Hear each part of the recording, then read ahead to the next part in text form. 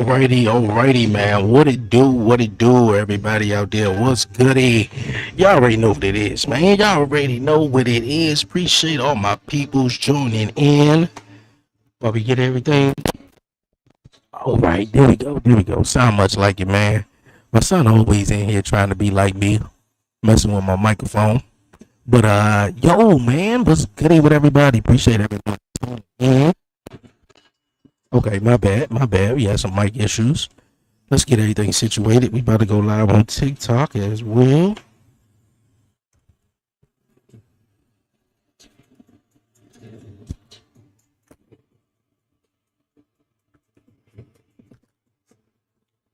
Oh, what? This is something else. Every time I do this. Okay. Alright, there we go. Let's move it over a little bit. Go back to the top.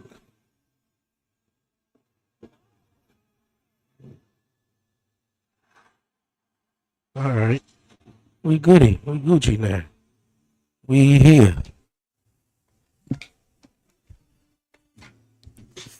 Alright. We Gucci. We here now. What's cracking with everybody out there? Make sure my mic situated. Alright. Let's go.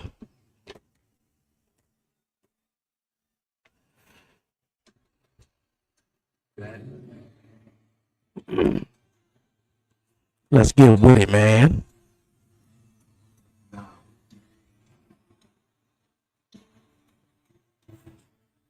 Alright. Try to make sure everything's situated.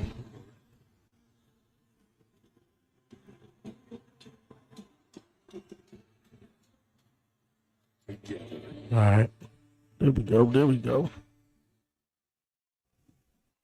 Here in Anaheim. All right, man. Monday Night Raw. The World Heavyweight Championship will be on the line, and yet right here, Monday Night Raw from Anaheim. Take you back all the way to WrestleMania 2000, man. Charlotte and Alexa, the Twisted Queens, are here. Flair and Bliss, the WWE Women's Tag Team Champions.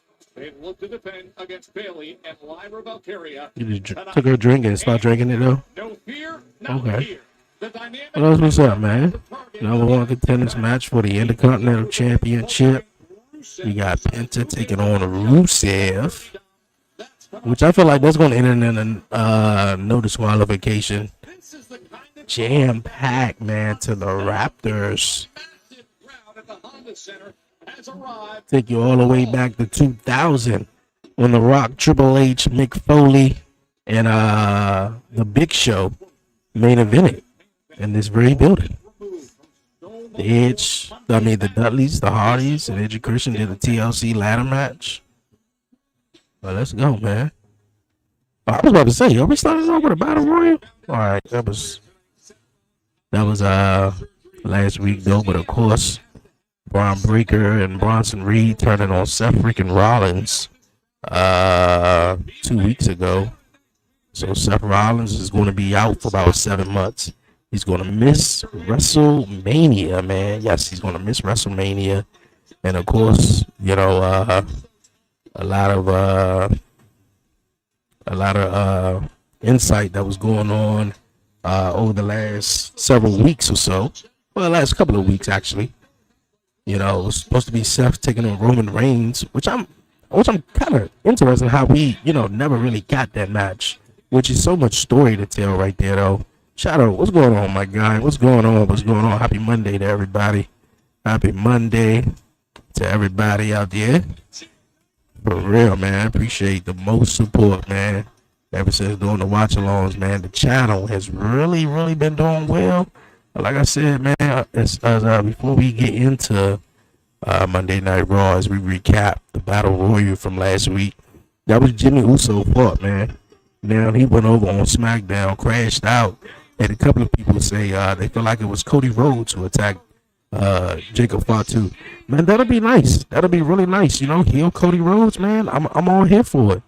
But for some reason, man, the way Jimmy was acting, man, I feel like Jimmy did it. But hey, we gonna definitely see. But yo, we on the road to 2,000 subscribers, man. Definitely hit the like button down below, follow, share, and most importantly, subscribe, man. For real. Let's get with it. Two men who know what it is like to hold it. So desperate to get it back.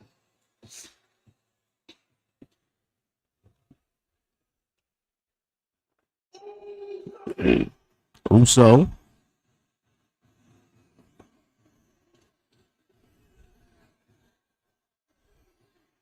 Okay. Okay.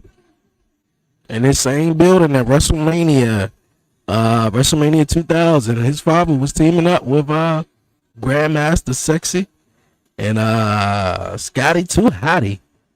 You know, too cool, man. I forgot who they was going up against though. I want to say Right to Censor, but I don't even think Right to Censor, they didn't come out until either the end of 2000 or the beginning of 2001. Because they definitely had a match at WrestleMania 17, you know, Right to Censor, when I mean. But, hey, man, these kids gonna remember this. And he on rhythm, though. Kinda.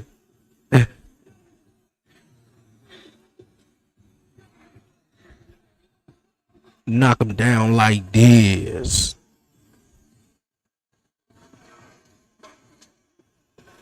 All right, man. Is WWE, man? I think the question is, now we got our matchup for the World Heavyweight, for the vacant World Heavyweight Championship this Saturday at Saturday night's main event. The question is, man, is WWE, you know, ever going to give it to LA Knight, man? Are they ever going to give it? I feel like LA Knight, they missed the boat with LA Knight a couple of times, man. As much as, you know, you get a couple of people who may feel like LA Knight is not, you know, all the way there or not ready or just not that guy, you know, man, like Money in the Bank, what, 2-3 years straight, like it was his for the taking. But, you know, Damian Priest won 1 year. Who was it? Drew McIntyre won the year after that. And then Seth won this past year. And 3 years in a row, it was for LA Knight to take. But he didn't, WWE didn't, you know, give it to him, man. And that, what was it, a fatal four-way match? No, it was a one-on-one matchup between Seth and LA Knight on Monday Night Raw about a month and a half ago. I feel like that was for LA Knight to take. You know, CM Punk could have definitely been the reason why LA Knight won with the whole back and forth with LA Knight and Punk. I think that would have been nice. But, you know, Jey Uso winning the Battle Royal last week on Monday Night Raw. Now he's going to take on CM Punk. Excuse me, my little man, you know, ever since starting school, man. The Ibby Jibbies, boy, I tell you. Excuse me, yeah, the Ibby Jibbies definitely be going around in here. But yeah, man, like, you know, we had Roman Reigns come back a couple of weeks ago as well to help Jay and Jimmy win the matchup over Bronson Reed and Braun Breaker. Maybe, you know, the whole CM Punk and Roman Reigns thing ain't even all the way hashed out. That goes back prior to WrestleMania, where CM Punk took the wise man from Roman Reigns, and, you know, the wise man wound up turning on all of them and becoming the Oracle. You know, and Jey Uso is on this path. I'm pretty sure. If not, his brother might come out and like, man, why you cost me the title? Look at it. Jimmy, you had a shot. When Jay was hanging on the ring, you could have eliminated him, but you saved him. He's every man for himself. When you gonna stand up for yourself and become champion and try to make a path out of it, you know, in this singles run, you know, because Jay done it. Whether it was the Royal Rumble, whether it was winning the Intercontinental Championship, whether it was winning the World Heavyweight Championship. I feel like Jimmy got to find a way to stand on his own, which I feel like he will. You know, in this story that they, you know, trying to tell or about to tell. Let's see. Okay. Like, man, for real. It's supposed to be LA Knight. Make it a triple threat. LA Knight got to win that. No, don't run it back. Look, I'm getting sick and tired. I don't know about y'all, man. You just had like almost a 10-minute entrance. I feel like it was a 5-minute entrance that went on a little bit, probably for like 8, and then we want to run it back again.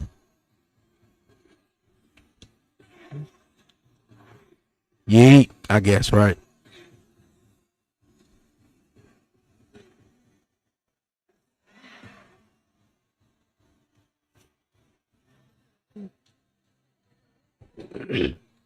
Yeah. Here I go.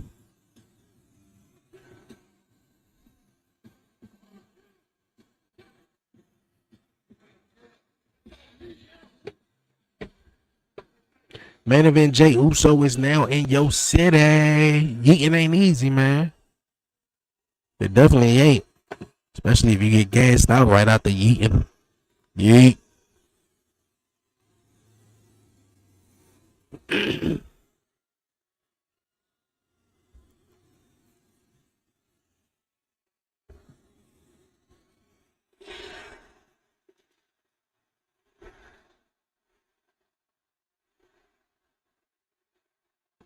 Whole lot of CM Punk chants. I said, welcome to Monday Night Raw. Yeah.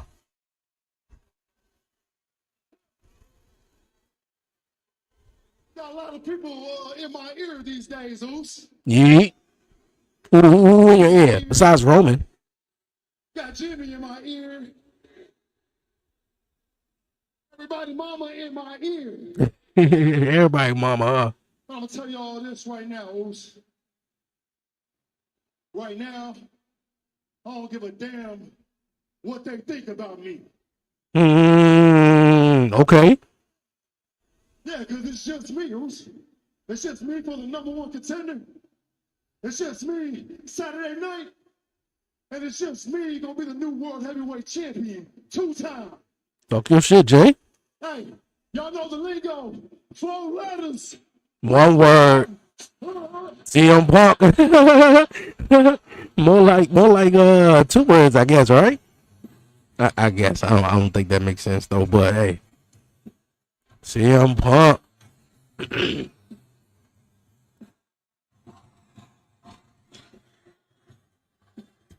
What do you see? The cult of personality. I know your dreams. I've been everything you wanna be. I'm the cult of personality. Ain't Kennedy. I'm the cult of personality. #1 status himself.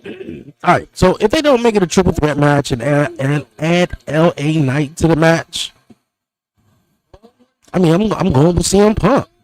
I mean, I would like to experiment in this heel Jey Uso run, maybe, because if you give it to him, like what you gotta turn him heel, because you know all that the IWC is gonna be up his ass. Oh, they gave it back to Jay. Oh, he's what are they gonna do with Jay? And with the glimpse of what they've been doing lately with Jey Uso, like, man, like Jay reminded me of Roman. Like Jay seemed a little off. Oh wait, Jay acting like this, Jay acting like that. The perfect thing, man, is to flip him, turn him heel, do something. You know, he already just said, I don't give a damn how everybody feel. Let's see. If we don't have Seth to actually cause, we don't have Seth around to call CM Punk this match. Because, you know, Seth said, you know, with every breath he have in his body, he would do anything to, call CM Punk the World Heavyweight Championship, which we seen that at SummerSlam.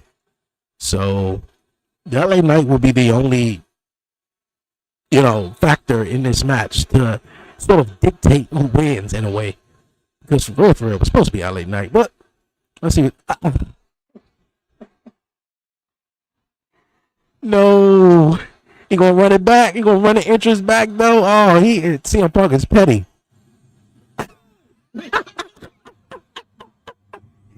Yo, he is petty. He just did that just to be funny. I apologize for stealing your stuff. No, you don't. Oh, man. 4 hours. 1 word. Punk. I'm going to do my best not to get in your personal space tonight because Saturday, that's all you're going to get is me in your grill. But before we get to Saturday, let's talk about tonight right now. I'm happy for you. You're finally listening to you. You're not listening to all the noise. Jimmy, Roman. It's no secret, Anaheim, that me and Jay are friends. All right, cut the friends bullshit. Only one of y'all gonna be able to be champion. But I've never been in your situation because I've always listened to myself. I follow my heart, I listen to my gut, and I believe in myself, which is easy to do when you're winning. It's a lot harder to do when you're losing or when you're about to lose.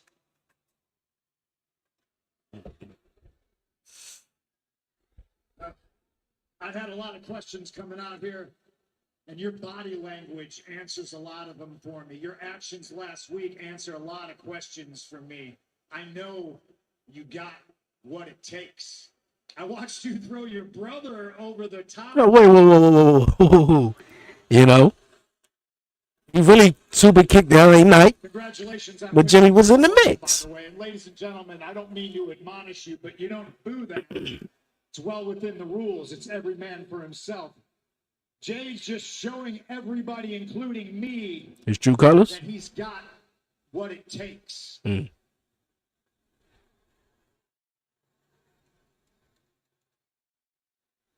And if you're listening to you, you're not listening to anybody else. I'm talking to you, Jay.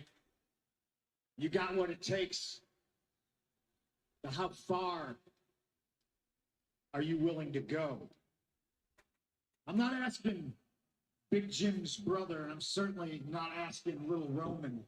Hmm. I'm asking main event Jay Uso. How far are you willing to go? Because you're not the only one who needs to be champion again. The small amount of time I held on to that title at SummerSlam after besting Gunther was way too short. I need to be champion like I need air in my lungs. Go get whatever you're trying to go get. And I know how far I'm willing to go. Just pull it up. It's Saturday night's main event, Jay Uso versus CM Punk. When you're face down on the mat after I've knocked out your grill and you look up and realize that you're in a situation you can't yeet yourself out of. Look at me. How far are you willing to go?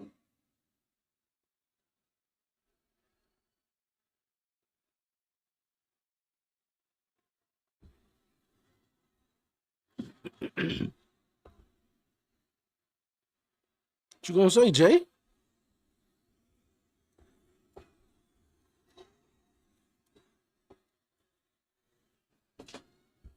Let's go, Punk.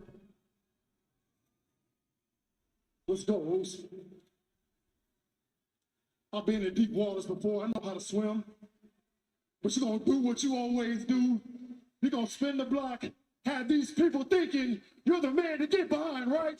That's what you do, Oos.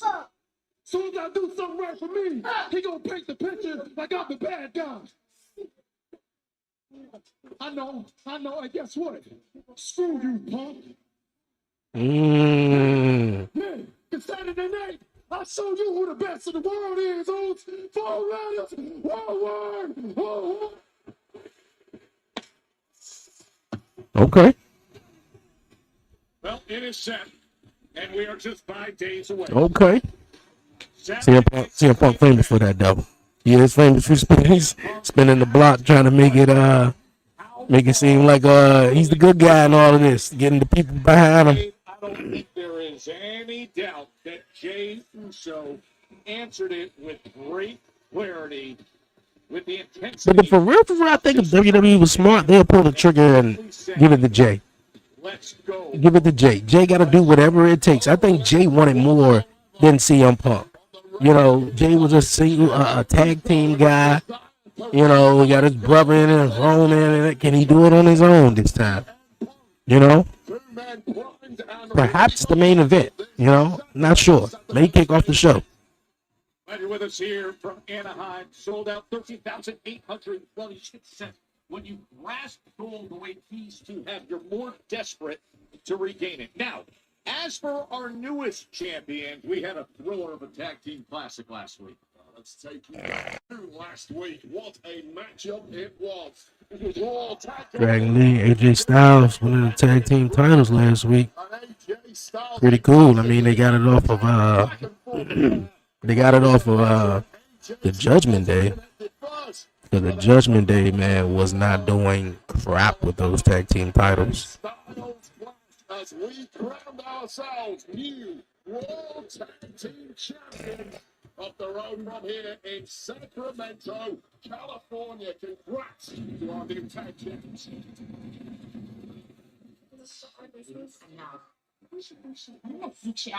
Guys, we got a problem. We sure do got a problem. No. I'm not talking. Boy, Dominic Mysterio just keep getting bigger and bigger reactions every week. Some sort of vendetta against me, and now Rusev and Penta have a number one contenders match.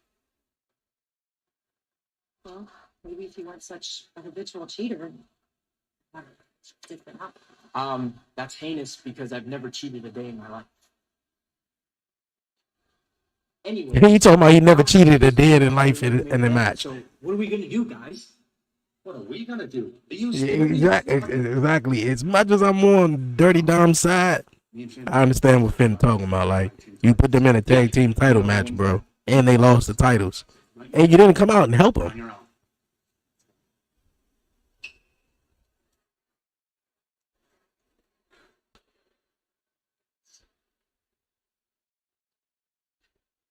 Yeah, I need your help. Who are you talking to? El Grande? Maybe I should go talk to them.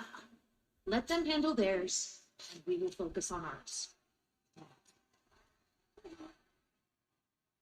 And what they need to focus on is this. Nikki Bella. Nikki Bella has arrived. She went to helping Whoa. fight off Judgment Day. Now Nikki Bella has to bring everything she has against the Prodigy. Bella will be opposite Roxanne Perez. Roxanne, you got this. All right, we starting out with the number one contender match.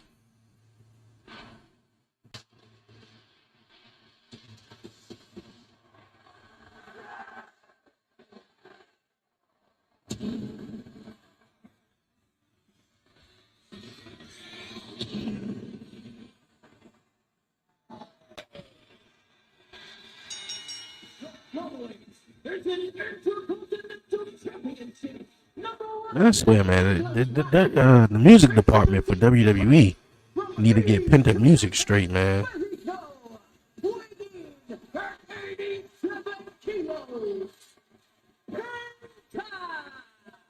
I mean, how good is that? For real, you need a smooth theme song to his entrance. There's no way my man gonna have the smooth moonwalk to the ring though, and to that music though. But hey,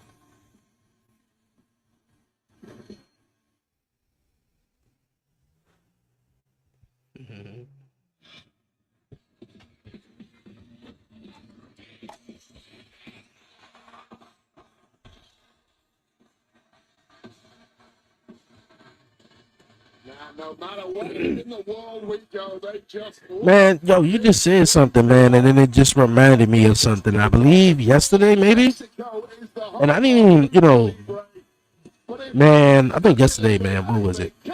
Sunday.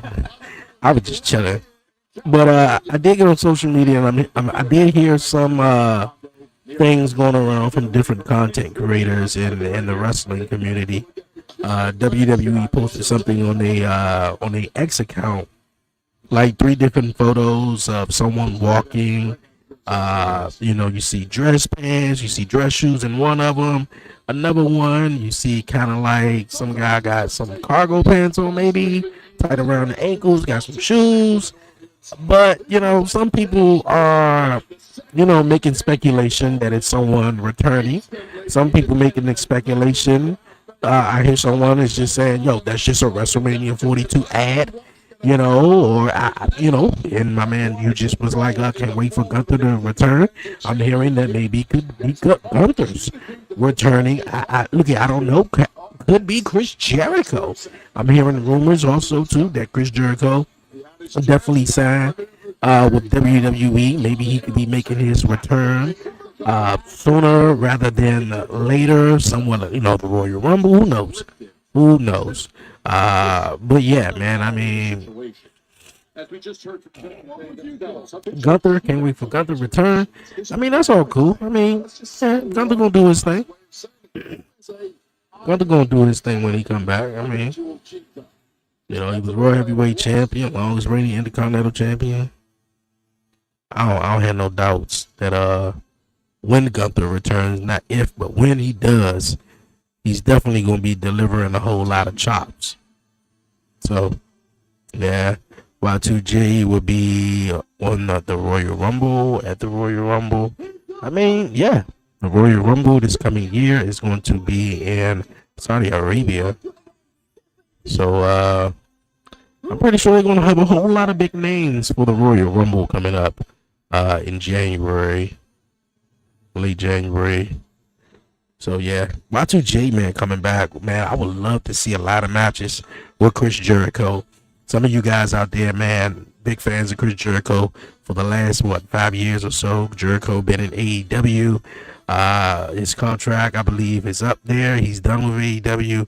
He did everything he can do for AEW to get AEW over the hump, being really the only, at that time, being really the only mainstream WWE superstar. Yeah, you had Moxley, but my man O'Shea Jackson.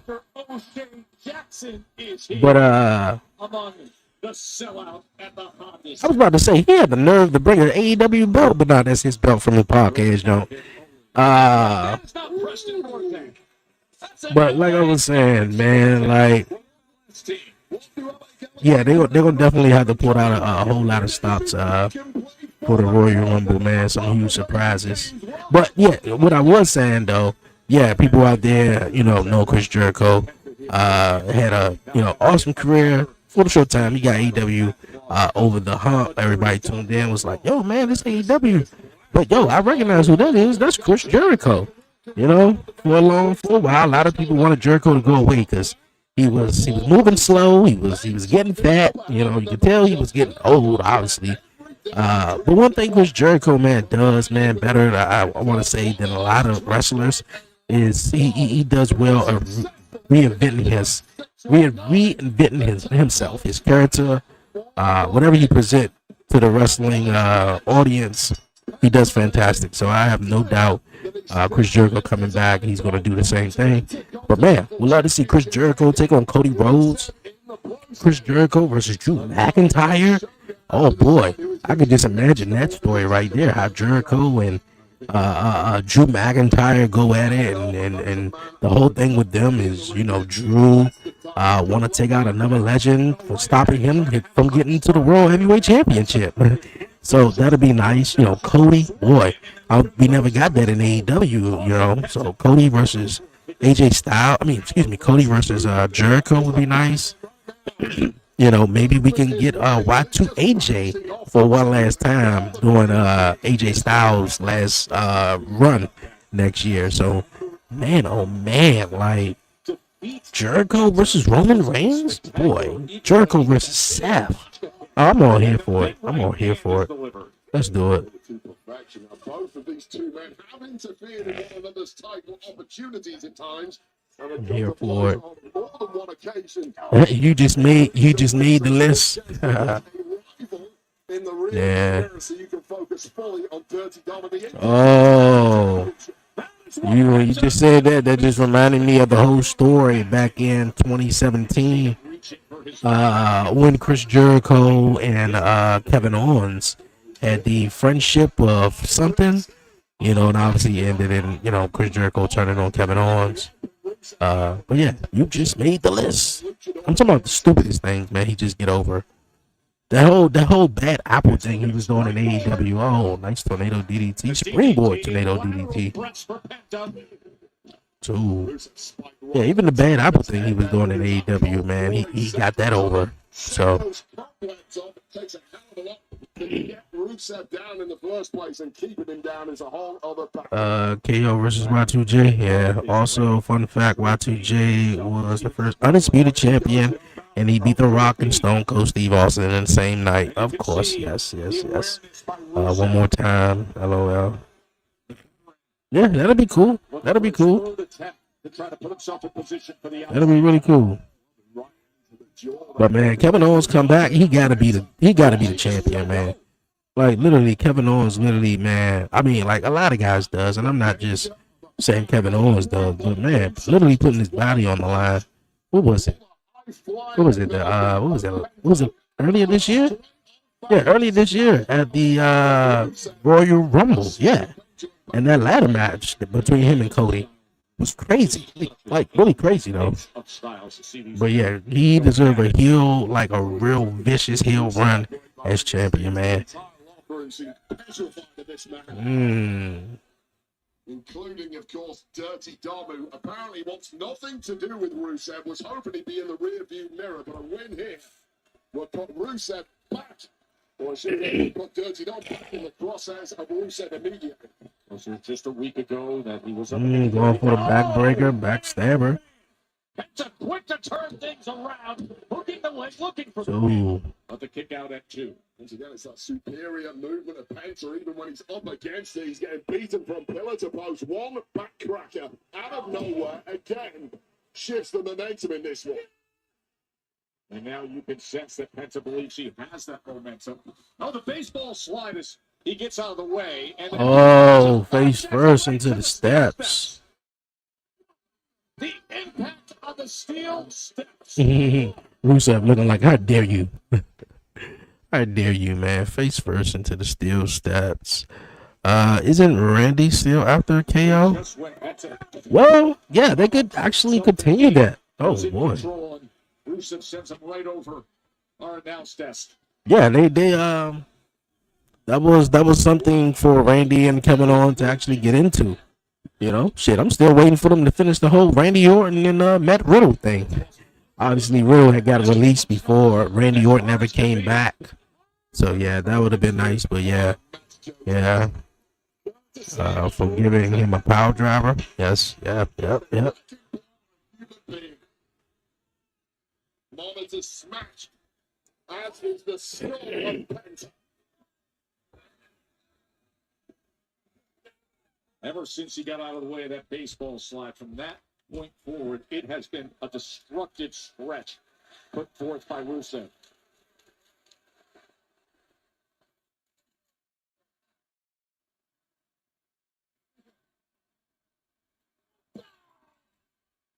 Come on, Penta. Yeah, get up, man. A big kick right to the sternum from Rusev. Try and get a level of normalcy back at the desk here. I'm struggling myself, Joe. You can see Penta is trying to get a little normalcy back in his thinking and failing in the process. And I was just talking about Chris Jericho, right? I don't know a lot of people. I don't know you guys. I know for the United States, I am Netflix is supposed to be getting rid of the ads with Monday Night Raw stateside though, but my man Rusev just pinned Penta, just like how Chris Jericho would, do back in the days, or sometimes, with that obnoxious pin with the 1 foot on his chest and all the, all posing and shit. I mean, was that a hint? Was that a hint? Chris Jericho coming back? Chris Jericho got to end his career in WWE, man. I think we sort of got everybody back, right? also now that the judgment there apparently. CM Punk. Oh, wow. Rusev did a drop kick. Big man. A standing drop kick. It has just turned into a Rusev show over the past few minutes of this. Boo him all you want. But yeah, man, Cody Rhodes came back. We got Jay Cargill here. He said you still suck. It was like, yeah, that was impressive, but you still suck. Cody Rhodes back, Punk back. We got a couple of people back, man, that went over there. Not everyone, but you know, some people back.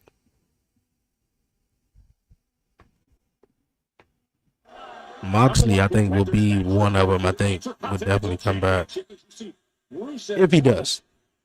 Work on that mask of Penta. Everything changed here when he flapjacked him onto the steel steps.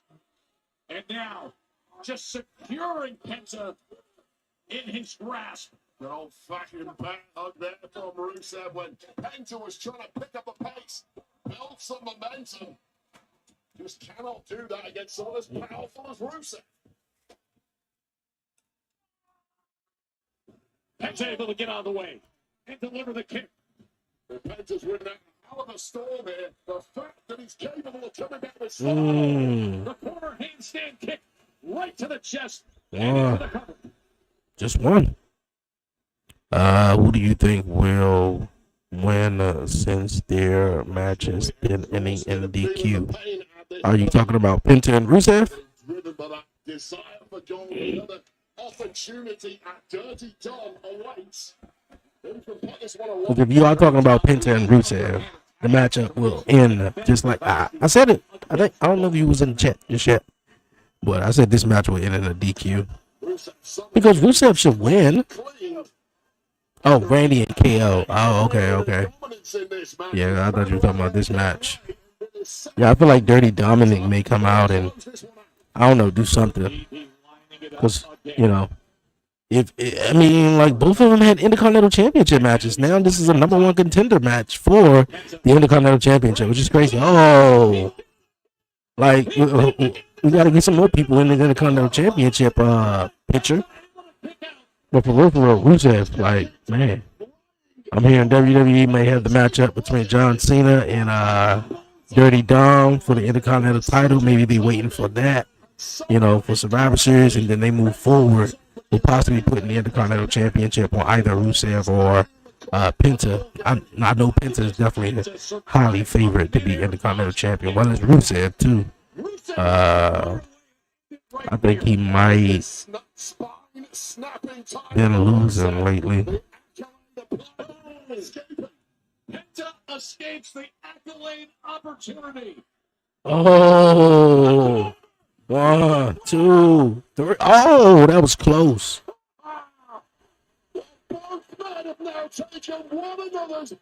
Boy, that was close. Every lesson lost to him, Adam Page. He lost the championship. You can see how badly they want this. Number one contenders match for the Intercontinental Championship. Spawn 2.99 is not enough in this game. Not when a championship opportunity is on the line. They are acting like the tough veteran fighters they are. Audience is feeling every blow. Dirty Dom out here. I know this match was going to end in a DQ. He was on the phone with Andrade Americano. And this El Grandes or the Los Americanos or whatever they call.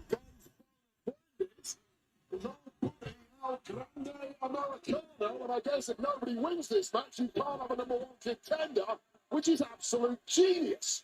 Well, it ain't like Adam Pearce ain't gonna make it like a triple threat or anything. I guess this is how he solves the problem. Right in the midst of what was a thrilling match, the Americanos arrive. This has just turned into a one. Two superstars, Penta and Rusev, who were giving it their all, leaving it on the mat in pursuit of a major reward have just been wiped out by the Americano family. Dirty Dom thought he was really doing something though. By Ryo and Bravo. Ryo and Bravo.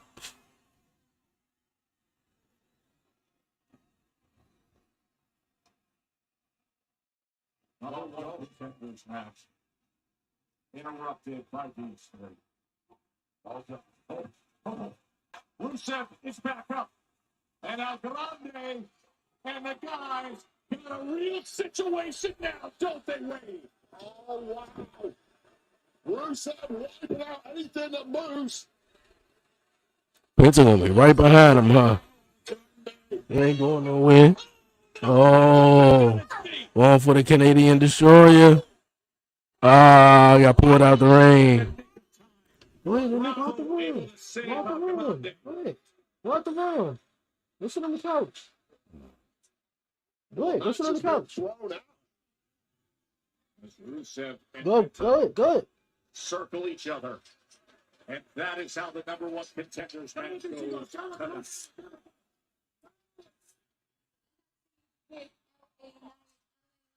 You had a huge opportunity to become the number one contender to that World Heavyweight Championship in a battle royal. Unfortunately, you came up short. So where do you go from here? What's next?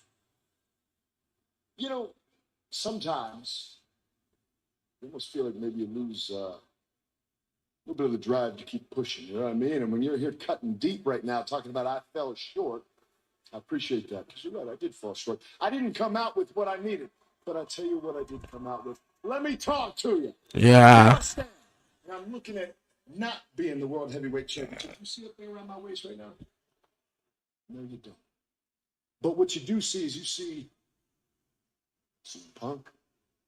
You see Jey Uso going on the Saturday night's main event. Now, a lot of people are like, well, did Jey Uso mean to throw out his brother? Did he mean to throw out LA Knight? I don't care about any of that. None of that matters. The bottom line is he's going on the Saturday night's main event. I'm not. So what do? I can get rid of the sunglasses. I can get rid of the vest. I can do what I need to do because sometimes I just get a little bit used to doing the hard thing. The hard thing is to continue in the path. I don't know how to quit. I've never learned how to quit. So whoever comes out of this, I'm telling you now, Jey Uso, CM Punk, any single one of you, whichever one comes out with that world heavyweight title, I am telling you right now, I will come back to Jackie. I will ask her the question, do you see this world title around my waist? She will have no choice but to say, yeah. Why? Because you all, with or without the title, have to accept the isness of me. I am what is, with everybody saying. Yeah. Okay. And remember, still to Well, LA Knight kind of like promised he's going after either one of these two guys, though. go for gold for the WWE Women's Tag Team Champion. I mean, Charlotte and Alexa. either way it works. LA Knight sort of got previous stories with both of them. You know, with Jey Uso super kicking LA Knight. LA Knight being the referee of the Usos matches, even with CM Punk. So, you know, I hope they make the decision actually they have it be Punk. I mean, excuse me, not Punk, but LA Knight. Is this the video? This the jump right here that everybody was talking about?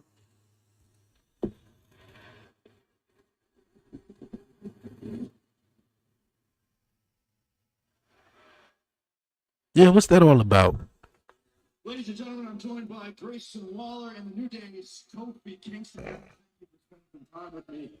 A lot of people saying, man, that's just a WrestleMania. You know, they just promoting WrestleMania 42. But maybe somebody could be coming back at WrestleMania 42. Who knows? Would you mind sharing his location with us? Unfortunately, Brother Woods is taking a mental health break. I didn't know you should have won. Yeah. Yeah, you should have. To tag team wrestling. No time with family, no time with friends, giving everything to make tag team wrestling. And what does he get in return? These people boo him. The boys backstage are disrespectful, and worst of all, the guy who runs this all, Adam Pearce, disrespects him. But he did leave me a message for all of you here tonight. He's a great guy. Tonight I decided in my best interest to focus on my mental health and take tonight off from Monday Night Raw. I thought it would be a travesty to make my return in a traffic-congested, smog-filled dump like Anaheim. In addition, despite being hundreds of miles away, I can still smell the diabetes in the arena. What? Everybody here should be angry. Everybody here should be pissed off because that's You should say you can smell the diabetes in the arena, though. To two random men, Styles and Dragon Lee. These two random men are not friends. These two random men can't even communicate with each other because they don't speak the same language. See? These two random men they're awful. What you don't understand about these? Stop, listen, stop. When the time is right, myself, y'all don't know anything. Y'all are collectively know worldwide. What are they doing with the New Day or Kofi Kingston now? And Grayson Waller. Like, what are they doing with them? Just about every week, man. Especially during the commercial break, they just come out and just blab on. I heard that Roman Reigns retire at WrestleMania 42. I mean, I wouldn't be surprised, you know. Yeah, we gotta get back to the show. Enough of them just rambling on.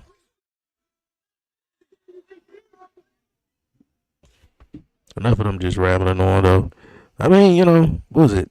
10 years, 12 years, about 12, 13 years that Seth Roman Reigns has really been doing their thing on the main roster. So, yeah, it's about that time, they transition out. I'm hearing Seth saying, maybe not too long before he wrapped up his career as well. Seth having a whole lot of knee injuries, back injuries, shoulder injuries. I understand why we weren't in the Battle Royal last week. And I trust you. But I still think we should have been in it. It's the fastest way to the World Heavyweight Championship. We should have gone down to the ring, destroyed every man in the match. I don't see any other way. So please, I love your idea. I really do. But there's a consequence to it.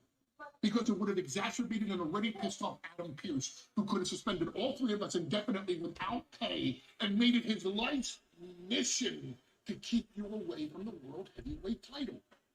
But instead of using that great idea of yours on 20 men, let's just use it on one man.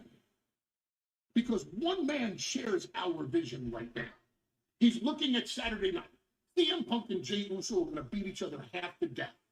One of them emerges as the World Heavyweight Champion. That World Heavyweight Champion shows up next Monday on Raw, a victim, looking to be victimized. Who's that just talking? Was that Joe Tessitore?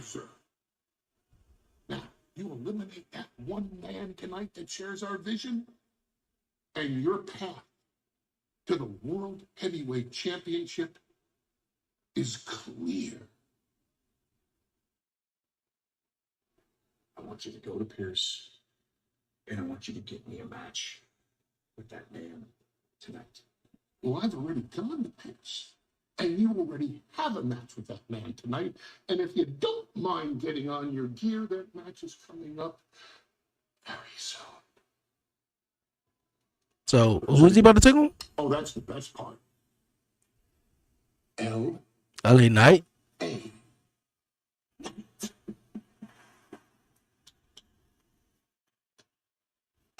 Yeah. Oh, that's so good. LA Knight Bron Breakker. And so is this. Okay. That piece of gold is so close to us tonight. We're 5 days away from that being decided between Jay and Steve. Owen. What's going on, Owen? With you here. Appreciate you. Stone Cold might return. That walking. I don't understand that walking though, but Stone Cold. I mean, hey, I don't remember the last time we seen Stone Cold. When was the last time we seen Stone Cold? I want to say it was WrestleMania 39. No, not 39, but 38. I know he wasn't at 39 and when. Yeah, he was last year. Yeah, he did show up last year where he, ran into the barricade.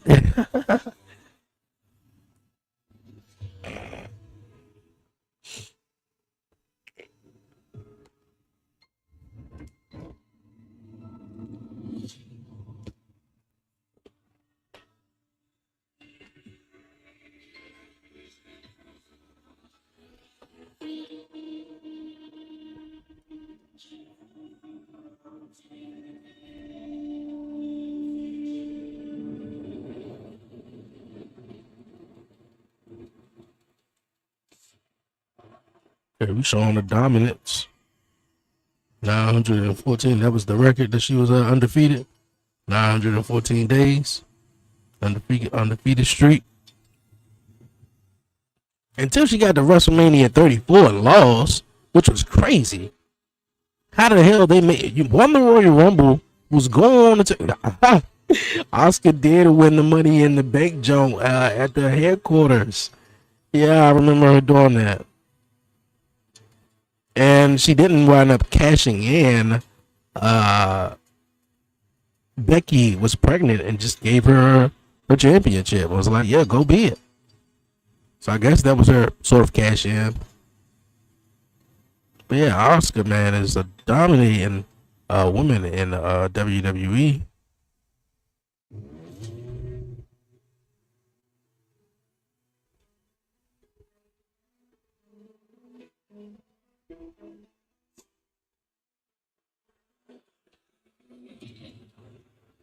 Oh, one is ready for Oscar. Yes, I want to make it all official as of right now. Hello, I Mr. see Bears. it. Let me call you back. Thank you. Nice to see you, mate. Glad you guys are here. Where is Dom? Dom, I don't hear about Dom. What? I have some news that he needs to do for me, but since he's not here, Triple anymore, threat. what can I do for you? What can you do for us? You can give us a tag team title rematch tonight. What JD means is we would like to know when we should expect our tag team rematch against AJ and Dragon. We were hoping it would be tonight. Tonight, you guys are already busy tonight. No, we're not. Hey, you don't remember the Battle Royal last week? Not especially. Of course you don't remember. You got eliminated. Instead of leaving, you jumped back in there, and the two of you eliminated somebody else illegally. That person came to me this morning really pissed off, demanded a match against either one of you. So you two have a choice. Because tonight, one of you is going to go one-on-one with Sheamus.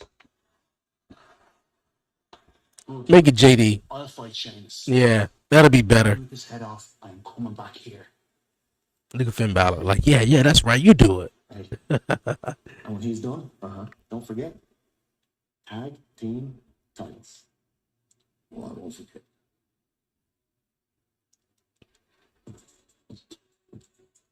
That's what you have to Finn Balor. Tag team titles. Not gonna try to make a run for the world heavyweight title. It's vacant. It's a bunch of shit going on.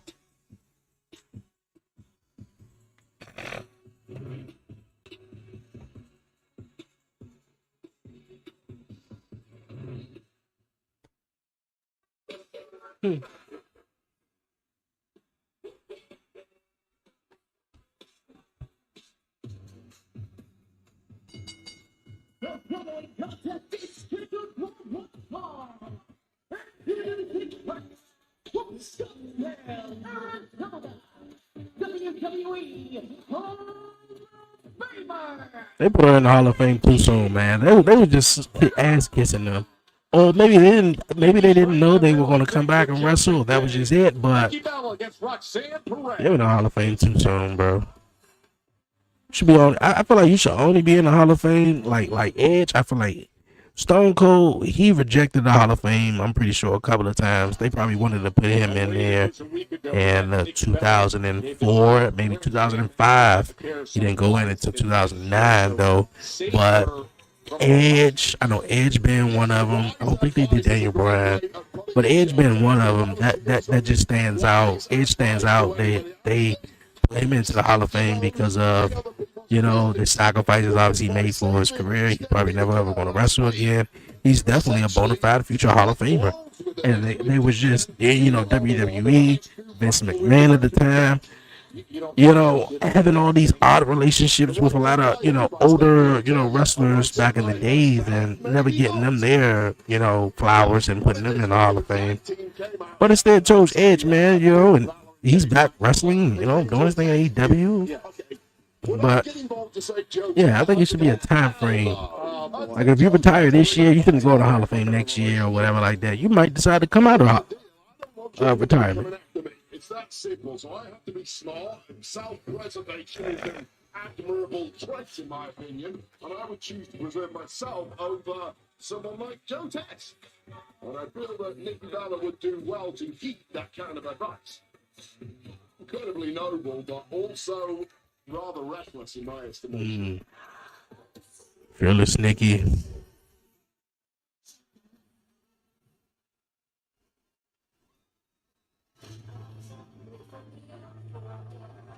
That's what's up, man. My girl about to come out. Roxanne Perez. Daniel. What's up, Daniel?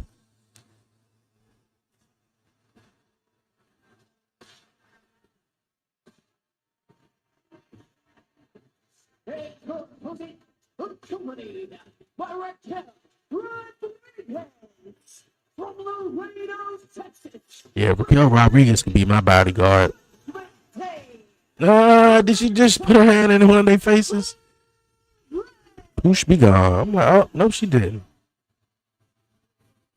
Long tabbed as a rising star, and now one of the most active. Yeah, she be my bodyguard. Tall. That level of confidence Yeah, she fine, she too. carries with herself, and that fearlessness and determination of Roxanne Perez.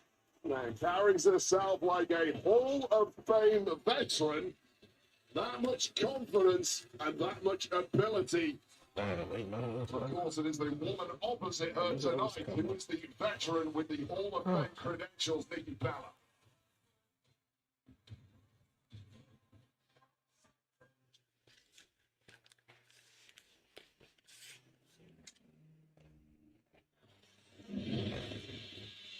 Such great history here at the Honda Center. Mm-hmm. WrestleMania 12 was here. Shawn WrestleMania 12 was there? will win the WWE Championship. Triple H retained WrestleMania 12. I know WrestleMania 11 was in Hartford. WrestleMania 12 was in Anaheim? I didn't know that. I don't think I knew that. I don't think I knew that. Not one bit. Amazing special Upper Classy streaming on Netflix. Yeah, I think Netflix pays these actors when they got new shows that's coming out or they want to advertise. They send them to Monday Night Raw, wherever Raw's gonna be at, and they just show them in the audience. Here's how we got it. Last week on Raw, Stephanie McCure taking on Roxanne Perez. And like I said, I'm pretty sure Netflix, pays them. Hey, such. We got a PR. Want you to probably go. PR wants you to go to Anaheim. Netflix is going to pay for everything. And we going to advertise your show. The only thing you got to do is sit in the crowd. Basically. They show you, wave. You ain't even got to talk about it. We just going to show you. We'll do the rest. But earn themselves a temporary reprieve from the danger. Oh, shit, I did it. Until tonight, and I can tell you right now, Big Manny. My mic failed, and I don't even know who's He gets the first shot at Nikki Bella here. So here we go. The Hall of Famer, of course, Nikki was inducted into that class in 2020 against Roxanne Perez. Classic generations. This is the Roxanne Perez who grew up idolizing Nikki Bella. A little smack online. He's trying to show respect here. I don't know about that. Standing a hand. Versus what has been Nikki Bella was not born yesterday. She certainly was not going to fall for that one. And now Bella trying to quickly get to the attack, but out to the apron before driving that shoulder in. Bella, quick to it. Nikki Bella knows a trick or two, 20 plus years in this industry. As great as Roxanne Perez is, she is lacking experience at the very top level, and that is something the two-time world champ Nikki Bella has in spades. Just realized that. I do admire the attitude of Roxanne Perez. Absolutely fearless to steal a line from her former idol Nikki Bella when it comes to competing against these top stars in the division. No, quick to counter is Perez after Bella was trying to lock up that left arm. Nikki Bella just carries that aura of major star power. There's a major crossover star in the world of night entertainment too. Now back to doing what she loves best. There's a hard lander on the back of the neck there, and now going to town on that neck is Roxanne Perez. Alright, we're going to do it like that because I don't know where my other mic just flew to. Perez knows everything about Nikki Bella used to study her on Total Divas back in the day when she was a young girl. Grew up, perhaps one day wanted to tag with Nikki Bella. Hasn't quite worked out that way now. Major rivals. Man. Nikki Bella, 2-time Divas. Longest reign in history over 300 days. But you mentioned the generational gap. How that can play with a young superstar when you're in there against a legend that you looked up to. Balor just answers by everything that Roxanne Perez is trying to throw at her thus far. The pace being set early on by Nikki Bella. Nikki Bella taking it to razor sharp this evening, and unsurprisingly, hitting the outside in the safe embrace. A big man in cool.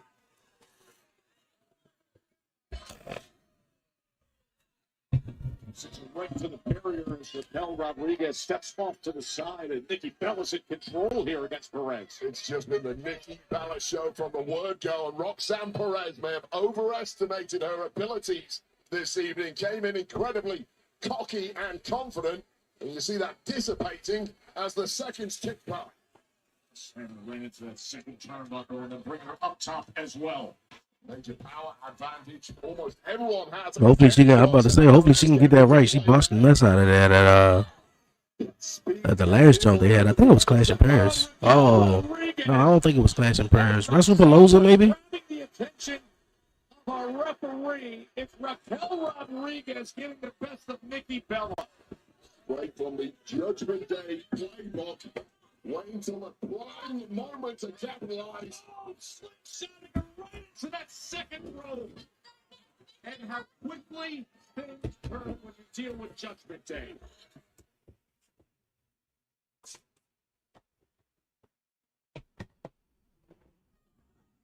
When you were appreciating the early work of Nikki Bella, and then in one instance where the referee has to turn her attention, Raquel Rodriguez involves herself. Well, it harkens back to what I was saying earlier, Joe, when it comes to putting yourself in the jaws of danger unnecessarily. You've essentially switched places with Stephanie McCurr this week by saving her last week, sticking in your nose in someone else's business. Now, guess what? It's 2-on-1 against you. And of course, inevitably, at some point, Raquel was going to involve herself in this. And that's exactly what. Of course, that's what happened. It wasn't Raquel castigating Dirty Dom a little earlier. Yes, she was. He is routinely cheating. Because he does. He's routinely cheating. And running up. I ain't talking about he don't never cheat. You don't never cheat in his matches, bro. You cheat all the time. For the Judgment Day, you have to have cheated at some point in the last week. Here's Perez into the cover, and Nikki Bella able to survive it. Living dangerously. Once Roxanne Perez gets the upper hand, history has told us she rarely gives it up. And once again, attacking the surgically repaired. I'm pretty sure Braun Breaker and LA Knight is the main event. The former fangirl of Nikki Bella knows all about that surgery. I've seen Jay and Punk face off, face to face. Nikki and Roxanne going at it right now, and we did see Rusev and Penta enter a no DQ. Actually ended in a disqualification. With both men getting disqualified. With Ronde coming out and helping both beating up both of the guys actually. So I'm pretty sure at Saturday night's main event, Dirty Dom's going to have to put the title on the line against both guys. Driving down that elbow right to the back of the neck as well. And then, Look at the smug look. what is it? Not next Monday, but I know one of the Monday Night Raws, John is going to be on. At least both of them going into Survivor Series. The reason Roxanne has the upper hand in this match is due to a major assist from her big tag partner on the outside, Raquel.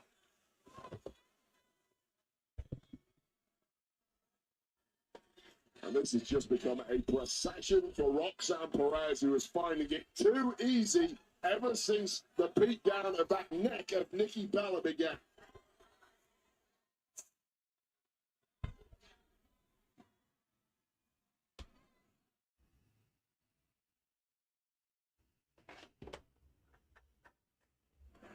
Last week, we saw the stunning return of Nikki Bella to help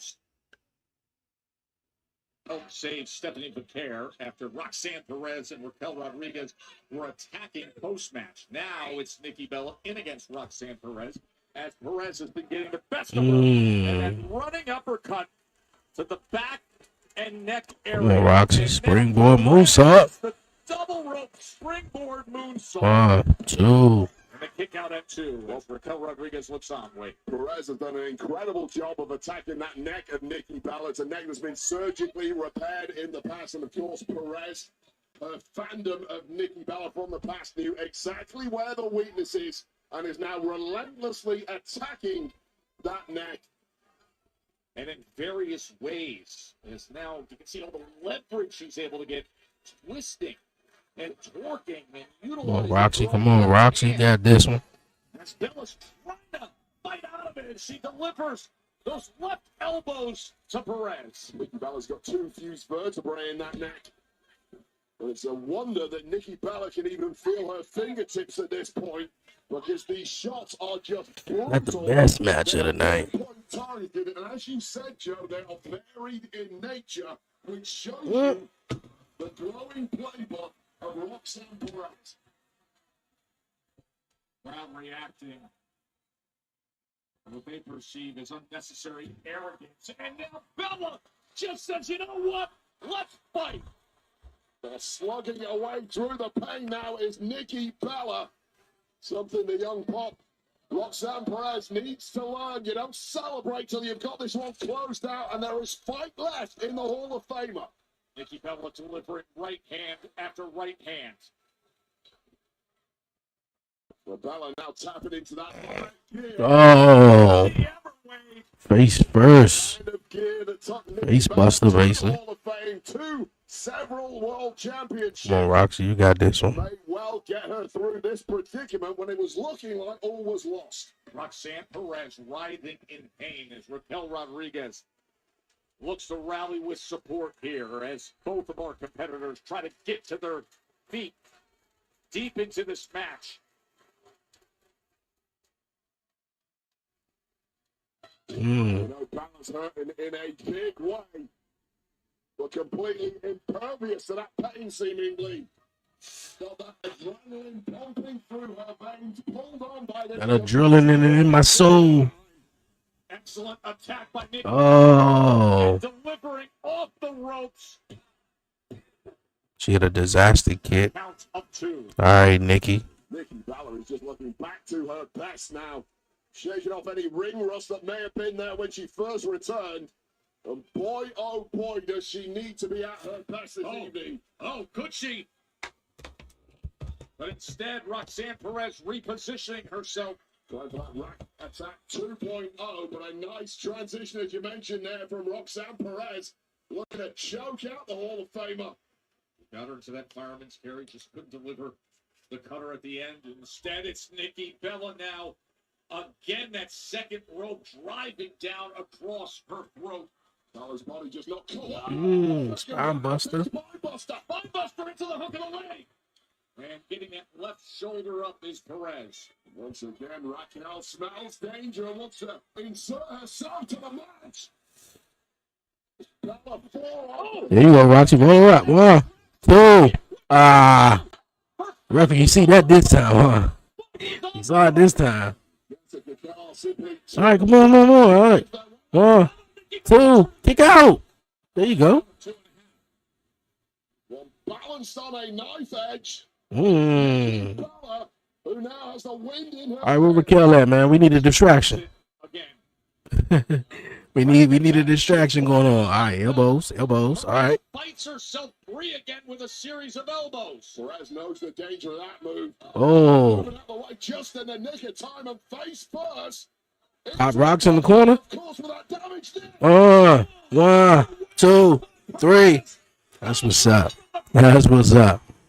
My girl Roxy did it. That's what's up. That's a big victory for her by defeating Nikki Bella, man. Well, what an effort from Nikki Bella, but it was basically the insertion of Raquel on the See, I like that. I like when you got legends and, or, you know, you want to call her a legend. I mean, she's a legend in the women's division.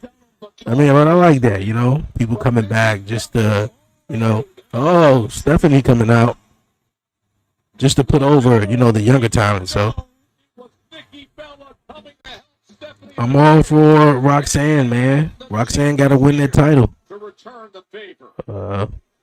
They coming in or they stand up? Raquel coming in. Raquel Rose Roxanne got to win that title in time enough for when Liv Morgan makes her return so they can have their one-on-one match at WrestleMania.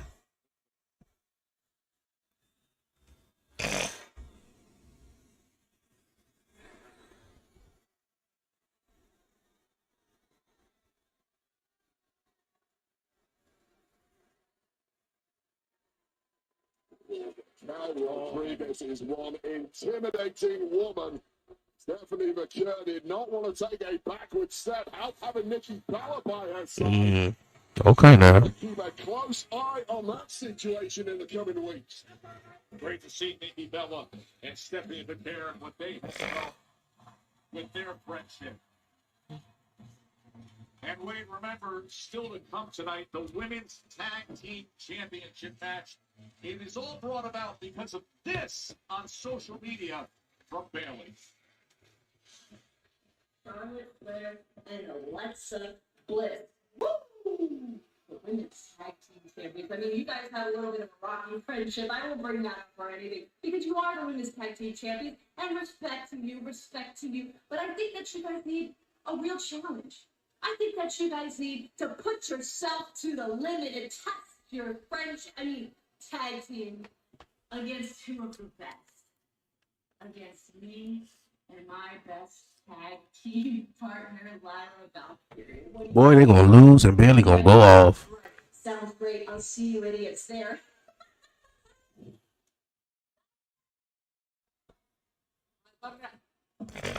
You should be in the title match. You caught in the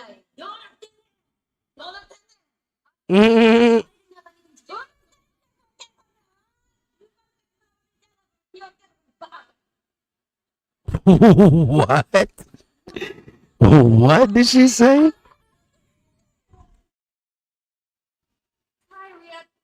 Okay, we got some strange folks going on here. Appreciate the like. Appreciate the follow. Appreciate the follow.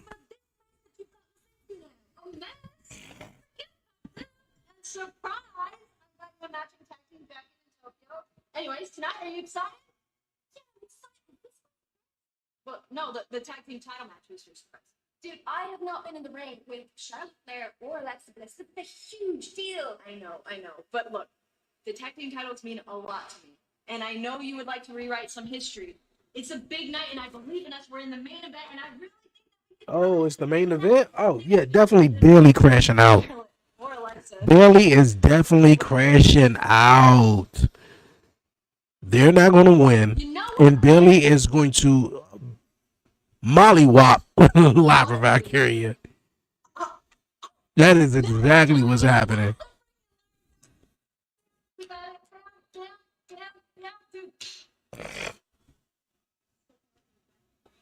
Oh, yeah. Oh, it's just you, huh?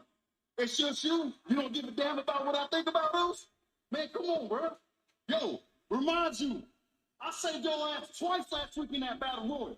2 times. As soon as I turned my back, helping your ass, you threw me out. And I was trying to... Bro, I see the tape, bro. Don't give me all that, man. You seen the opportunity, guess what? You saved your own ass. You knew the play. We called it. And that battle royal is supposed to come down between me and you. Then it's every man for themselves. What you thought about yourself? Just like you always do. You know what I think? I think that you thought if it really did come between me and you, if you really believed in yourself, you won't be so scared to find out. Oh, what's that supposed to mean, bro? You just mad because your ass didn't win. Then he's shooting straight. Yeah, he's shooting straight. He just mad because he didn't win. They gave Bronson Reed a new intro. Oh, it's both of them. Because I was like, who the hell is this interest? But that's what's up, though. He up here trying to come out the side of his neck, no. And Jimmy like, and? I mean, Jay like, and? Like, I had to do what I had to do, bro. And at the end of the day, I still don't give a damn what you think. Yeet. Straight like that. Like,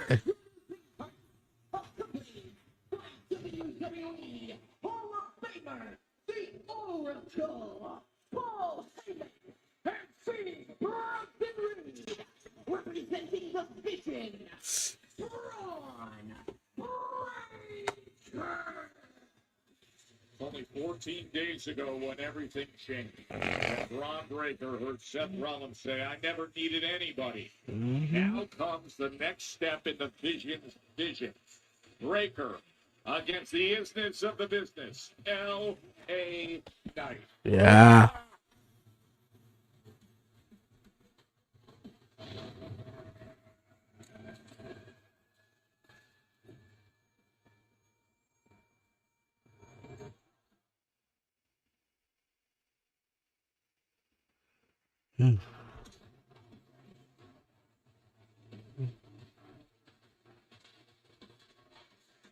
Bronson Reed, Braun Breaker.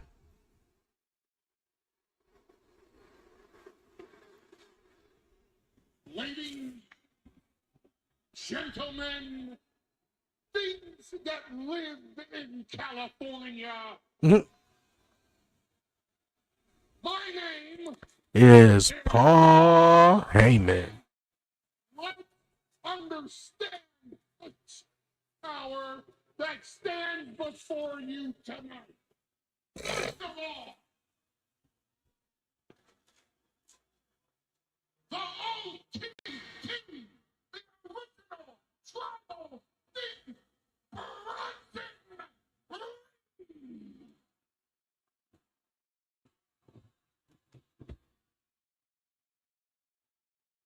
And tonight, a main event, no matter where he is on the card, the future of WWE, the future of WrestleMania. Big Braun Breaker.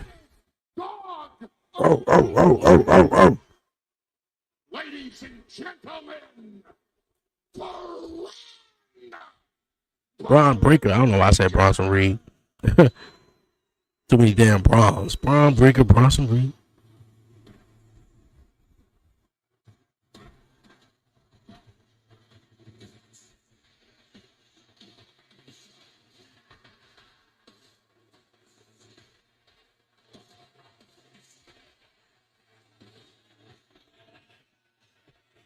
Always an intimidating presence has made it quite clear on Raw in the past couple of weeks since usurping Seth Rollins and his vision.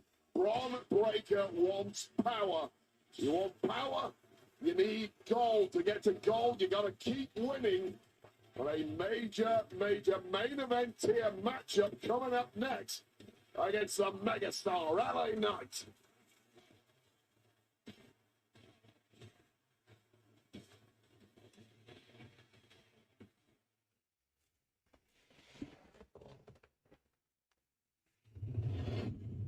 Here's another one.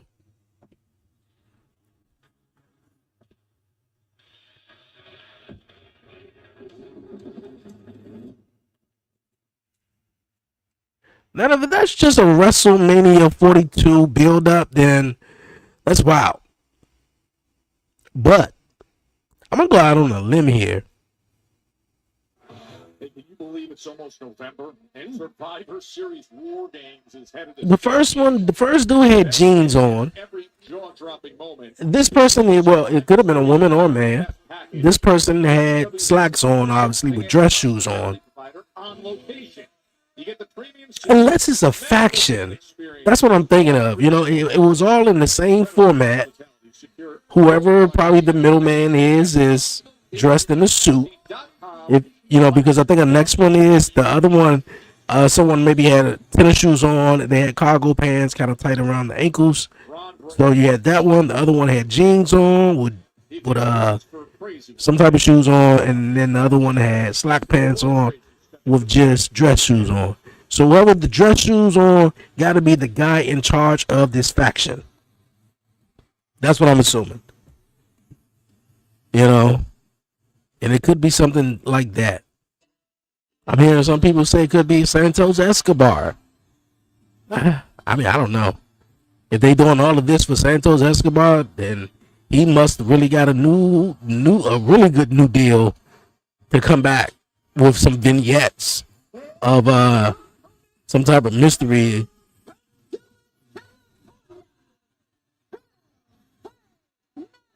Yeah.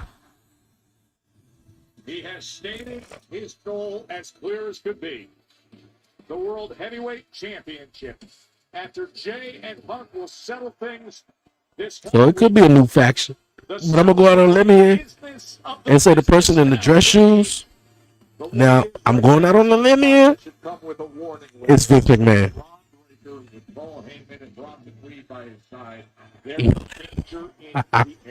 That'll be so wild if it was Vince McMahon. Shane McMahon. You know, I don't know. I don't know.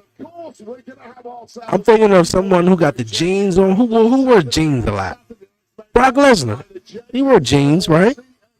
With them type of shoes, kinda, right? Yeah.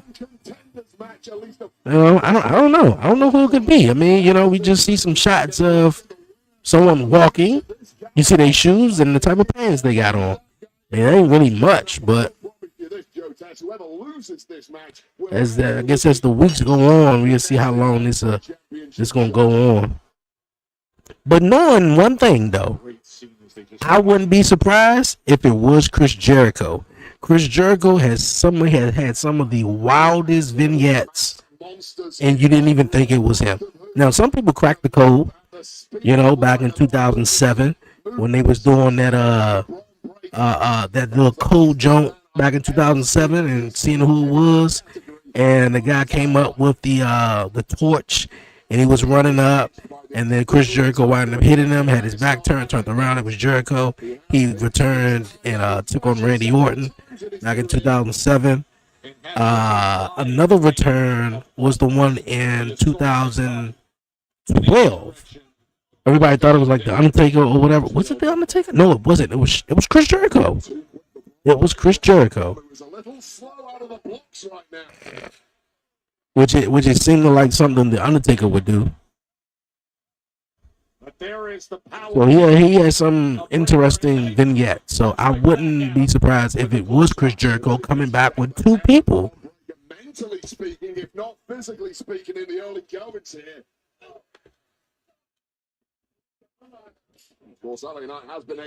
I don't know, you noticed, but Braun and LA Knight are wearing their old gear from Clash in Paris. No, I did not. I don't know if that mean anything. I mean, Clash in Paris, LA Knight was the referee, and Russell Pelosa. Or was Russell Pelosa LA Knight was the referee? I don't even know. I don't even think that mean anything. You know, but LA Knight should be champion. Yeah. Hector, what's up, Hector? And the worst part is you know it's coming. Body by night. What'd you say? Okay. Just still trying to shake off that sudden speed of Braun Breaker. Managing to dig himself out of trouble, but has not quite looked the same ever since. Absolute freak Braun Breaker really is. And he keeps getting better. That's the scariest part. Oh yeah, let me do that too. That's why I did cut my phone back on too. How about that? April got your pass. She gonna do what? And you look at a 20-year when you get there. And you think this guy has seen it all in his career. I mean, when we get there, hungry, powerful, up-and-coming contenders, and then you get in the ring with a Braun Breaker. Okay. And if you're out, you suddenly realize this is all new to me. I'm the rookie in here. I've never faced anything like this. What'd you say? Well, she just could give it to the person at the front desk. If we are, which I don't think so. Just give it to the person at the front desk. She in a wheelchair. She gonna come with the other guy in the wheelchair. They know us. So, all right now. Between Jimmy and Jey Uso. I'm feeling a resentment there at the moment. Certainly on Jimmy's side, who does not see the point of view. Oh, so. A drop kick right through the ropes by LA Knight. Okay.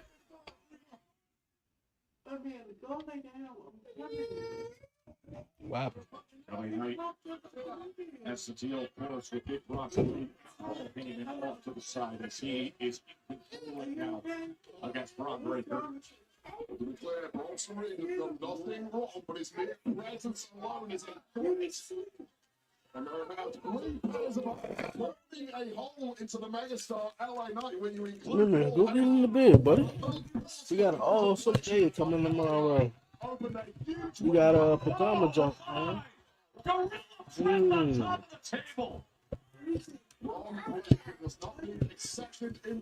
How we all got the sniffles. Please let it just be that. No more. No more than that. Such a tough position here. Your hair hurt? Championship goal right in front of these two men. That's what they're aiming to climb to. That's what they both aspire. I mean, obviously, it's a bunch of auto kids. Hold on, you know? Will be winning that championship this Saturday at Saturday night's main event. What comes next for them after today will be the winner of this match.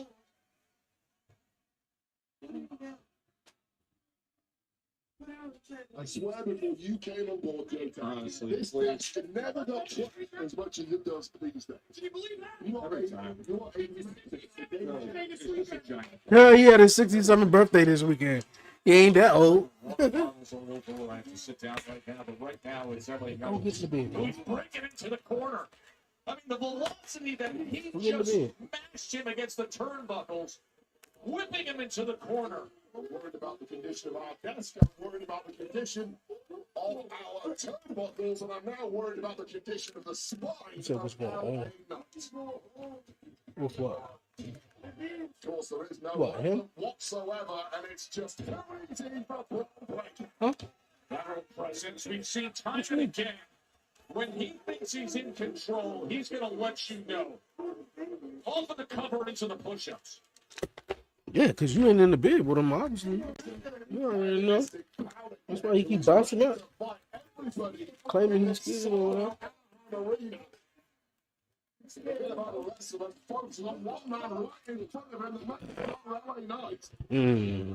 Doing that with a plan.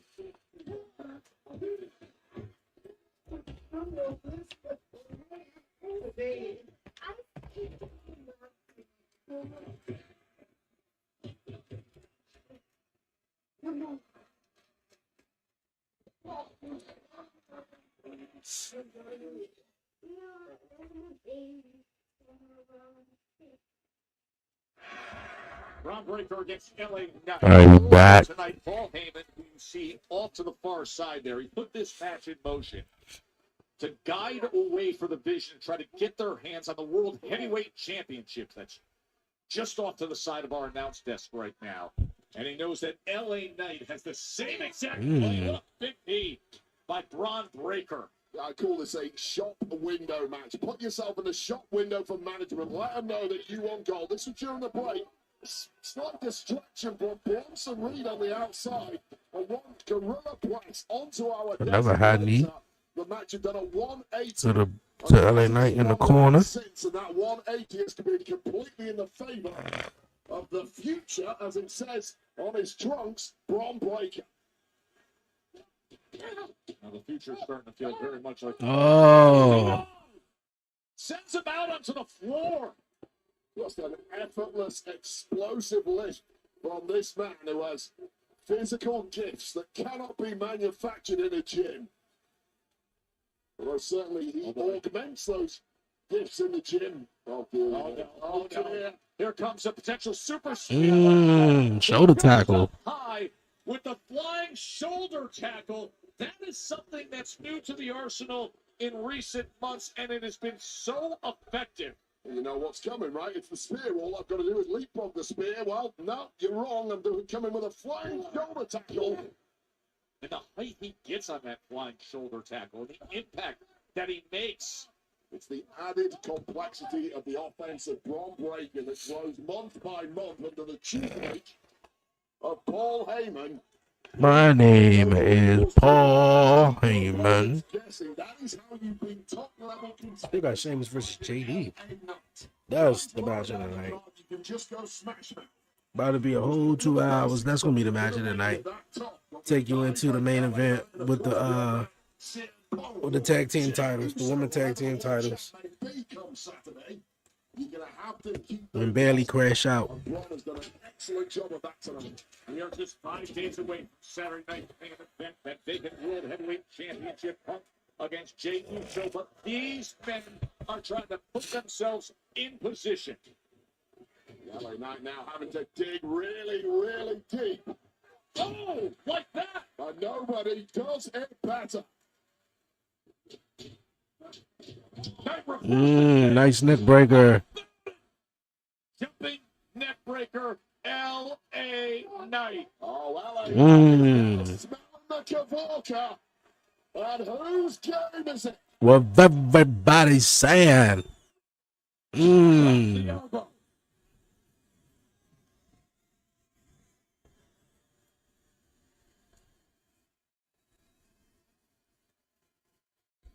We're going to close this one out for good, perhaps. He has been so many big matches. Here we go. Oh, he's open a team. Excuse me. Look in his eyes. Another high knee. Knee from Breaker. Braun Breaker more than equal to it. Simply a step ahead once again here.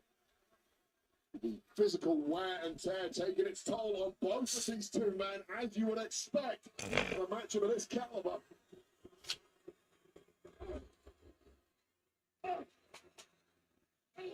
The kind of names you have to be besting if you've got eyes on gold, if you've got eyes on being the top. Going for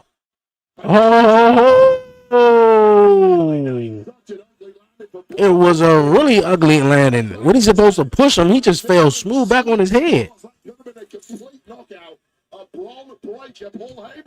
Man. Paul Heyman looking at the guy who he has banked everything on after the actions of 14 days ago. We're talking about high risk. You go up on the top row, one slip and you're down on the top or the back of your head. Braun Breaker just felt that, and now he's sitting pretty. What could have been perhaps a megaplex there, but denied. Living dangerously. About to do the superplex.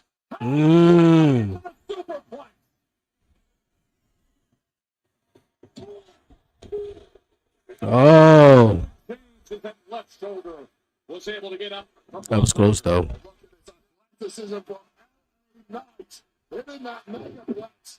Have a badly softened up Braun Breaker who landed on the back of his head seconds earlier. And the durability of Braun Breaker now is the story in this one. Unless you Randy Orton's dad. Not too many people wins with a superplex off the top rope. And the fans was already on it. They was like 1, 2, 3. Oh, nope. Not 3. I'm about to say LA Knight. Just pick him up, turn him around, bro. You gonna sit there and wait all that time? Big Bronson Reed getting up on the apron. Watch out, LA Knight. He coming spear. Oh, he dodged it. Right into the turnbuckle. To the ring post. Now, LA Knight, you're going to have to get through both of these guys. All right, well, he took down Big Bronson Reed. Steel ring post. Very, very hard indeed. As you see Bronson Reed now getting wiped out. Yeah. And right on top of our announcements, time and again, just slamming his head in. And he wants more. LA Knight chasing glory at this point. And looks unstoppable. I'm mad you even thought of him though. What the hell Paul Heyman gonna do? Man, you about to get speared. Oh, nope, maybe not. Again into the gorilla press. Oh, reverse DDT. Reverse DDT connected once again with the back of the head of Braun Breaker. Of course, he fell off the top rope a little earlier. Right on the back of that head. And that landing will not have helped. And I'll ask you again, Joe, whose game What is it? everybody saying? Hell, hey, night. Oh, oh, he about to spit a mess out of him. Oh boy. 1, 2, 3. Damn, LA. LA got too hype. He like, yeah, who game is it? The Braun Breakers. Spit the shit out of them. Wow. Well, I asked earlier, just how tough are you, Braun Breaker?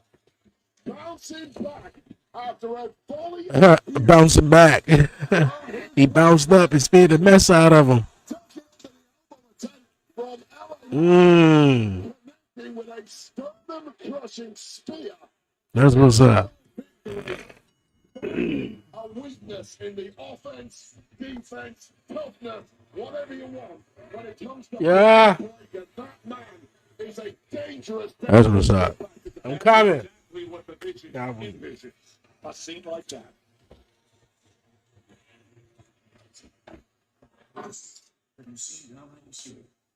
No? Appreciate you. Gentlemen, They told the man don't talk. you seen Dominic Mysterio here tonight?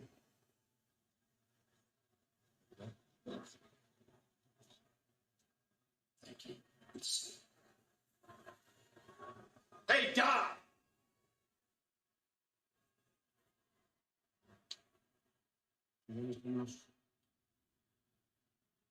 What was that? I would just tell them that it's pretty crazy that they would do something like that in attacking Penta and Rusev.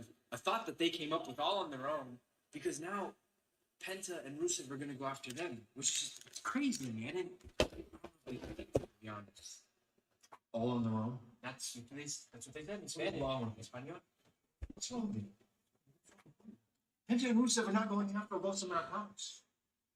Penta and Rusev are going after you. As Saturday night's main event, you were going to defend this Intercontinental Championship against Penta and Rusev. Put me in a triple threat. No hablo inglés.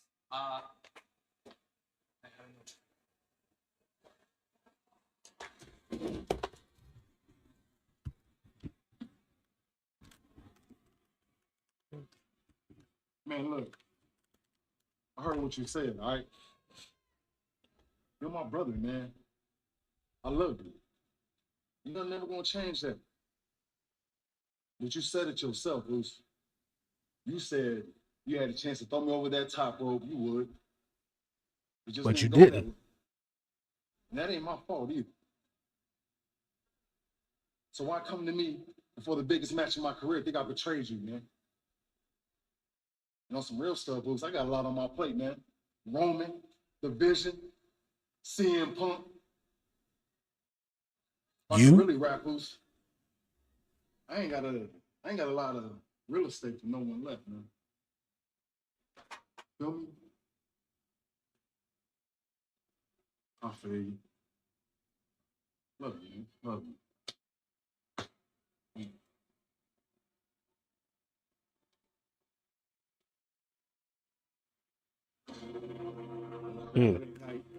He gonna turn on his brother. He's going to turn on his brother. So that's the best amount of Jimmy. Yes. Back again. I guess that's a twins relationship in a nutshell.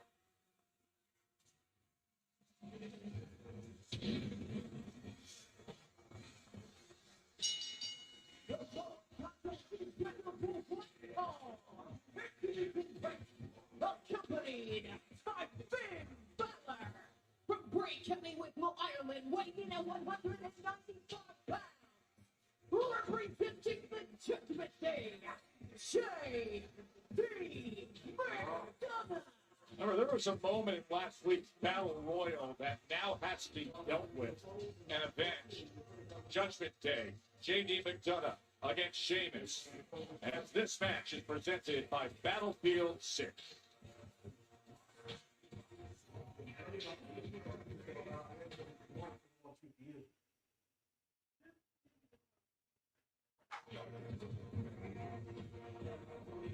Great night here at the Honda Center in Anaheim, California. It's about to get better. Sheamus and JD McDonough will battle. Two Irishmen that are major players in this game and somehow throughout their career at not one point have locked horns, of course, until we saw that battle in the aftermath of last week's #1 contender battle royal. It is quite astounding they have not competed against each other before tonight. It really is, considering their background, but just the way things timed out when McDonough was on his way up, where Sheamus was at his point in his career, and now here they are at this stage, coming off last week's Battle Royal meeting up in Southern California. I actually spoke to McDonough a little while ago about that. I asked him, you know, when you were coming through the ranks on the independent scene in Ireland, of course, you looked up to the two big names, Finn Balor and Sheamus. And McDonough said, yeah, Finn Balor reached out a hand to me. Finn Balor trained me. Finn Balor is practically my brother at this point. Yeah, go on, man. Showed him so much loyalty. Sheamus, on the other hand, never lifted a finger to help me. It's fight night. The game should be in halftime right now, right? I want to know who's winning. Actually, you know what? I could figure out who's winning right now. Probably on commercial.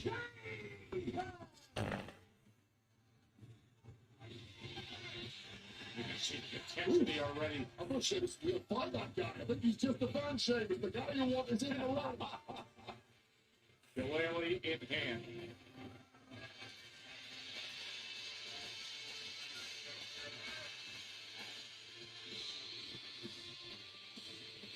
I mean, who on planet Earth, when Adam Pearce says, okay, one of you's going to fight Sheamus, Finn Balor, the veteran, wisely said, no, not me. They gotta keep restricting it. I guess people get kicked out trying to get in. What's wrong with JD?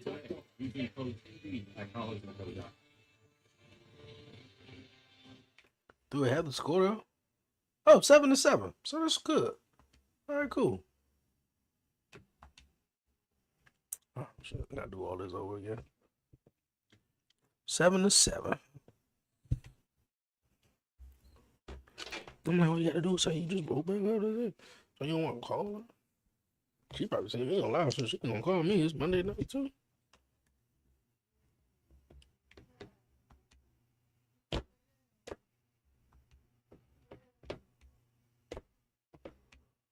John Cena, his final Raw. John Cena's final Raw, Madison Square Garden, the 17th. So that means the 10th, he's going. Okay, so the 17th, Madison Square Garden.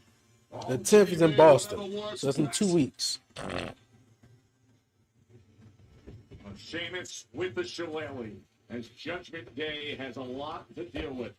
We told you there were moments in last week's Battle Royal for the #1 contender spot for the World Heavyweight Championship that were classic, pure banger after banger Sheamus. And then there was a moment that has to be dealt with. All right, this gonna go on to about 10. You go try to get our phone real fast. After they had been eliminated, and obviously an irate Sheamus who wanted to book his ticket to Saturday night's main event on a shot at the World Heavyweight Championship, now wants his pound of flesh from his fellow Irishman.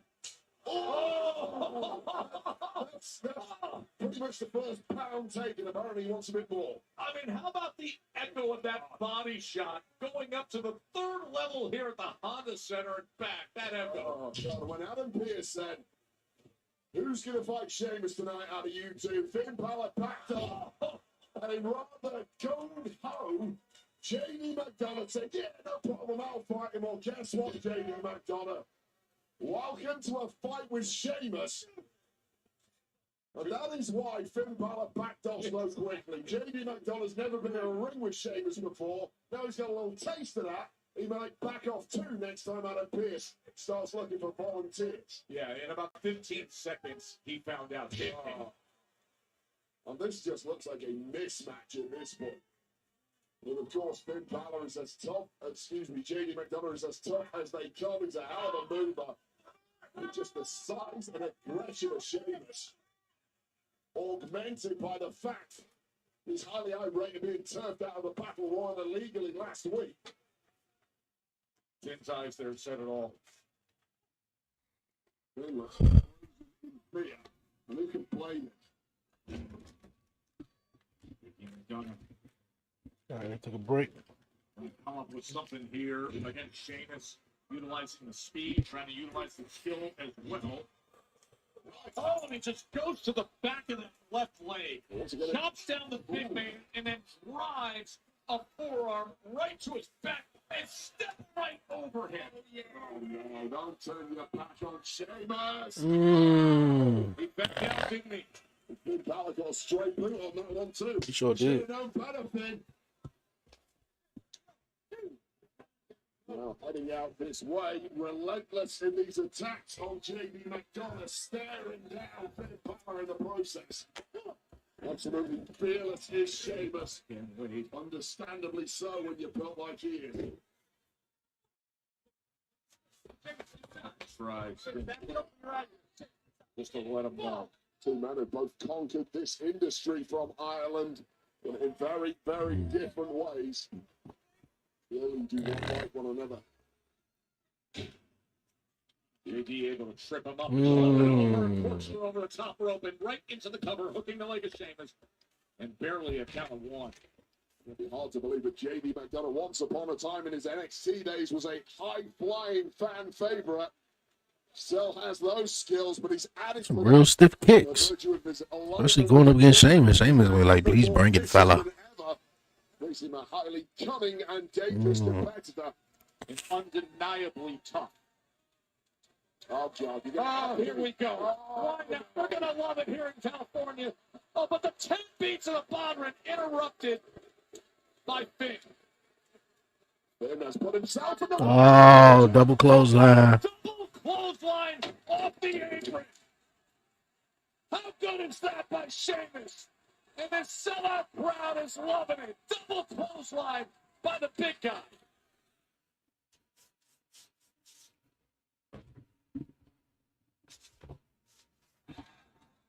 Finn Balor trying to get back to his feet.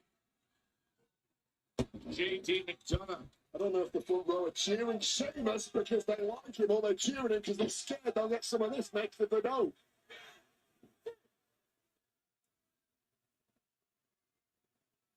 He tosses JD back in the ring. Come on, ref. Watch out for Finn Balor. A new policy is what we I think need. that's number 5. 5 times it's been All night long. Screwed to that left knee of Sheamus as he was distracted by Balor on the outside. That's smart of JD. Remember, he chopped that left knee from behind, and now the dragon screw to add to it. Been pretty much a 1-2 whammy from the word go here for Sheamus. 1-2 whammy. Balor, and that has opened up numerous opportunities here for JD McDonough to take control against all odds, I might add. Oh, look at Sheamus limping as he was twisting that left knee. Oh, now he's working it. This is exactly what McDonough does best. He finds the target. He finds the smallest advantage. Oh, and he twists it down to the side as well. Such a high IQ. He is now being merciless in his attacks on Sheamus. Full-time world champion Sheamus. Being rendered completely obsolete in that ring now by highly aggressive and inventive JD McDonough. When Sheamus starts pulling hair and going for eyes, you know he must be in agony. Sheamus going as low as he can. Referee's wise to it. Just a permanence to any shot Sheamus gets on you. You'll never quite forget it.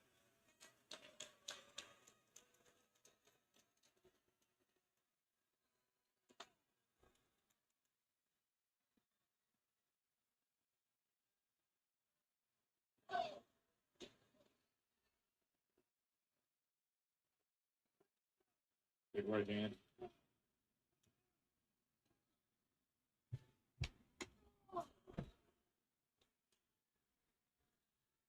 All right, we coming back with the match, man. Sheamus thought he had things in control with that jump off the apron and double clothesline to take out both J.D. McDonough and Finn Balor, but it has been the constant attack to the left leg of Sheamus by J.D. McDonough that has defined the majority of this match. McDonough's been really smart. He's waited for Finn Balor on several occasions to open a little distraction. And the second J.D. McDonough has pounced and made it count. I need to cut it off. Really softened up that left leg and ankle of Sheamus. Started with the knee, worked downwards from there. Keeping Sheamus down is a very, very difficult prospect, as J.D. McDonough is finding out. But he has been relentless with these attacks. For Judgment Day trying to long-term themselves in position for the tag team championship. But right now, business to be dealt with after last week's Battle Royal when Sheamus was eliminated by McDonough and Finn Balor. And McDonough stepped to this challenge that General Manager Adam Pearce wanted to see. Of the fight J.D. McDonough has put up, and I thought, oh! Dangerous landing there for both men, but smartly, J.D. McDonough managing to cling onto a rope at some point. You can see the save himself. Of that left leg, Sheamus limping out on the floor, and now the moonsault from McDonough. Just picture perfect moonsault there from J.D. McDonough after that boot to the chest. Reminiscent of Robbie Keane, an ex-LA Galaxy player from Ireland. And now perhaps going in for the kill is J.D. McDonough. 450.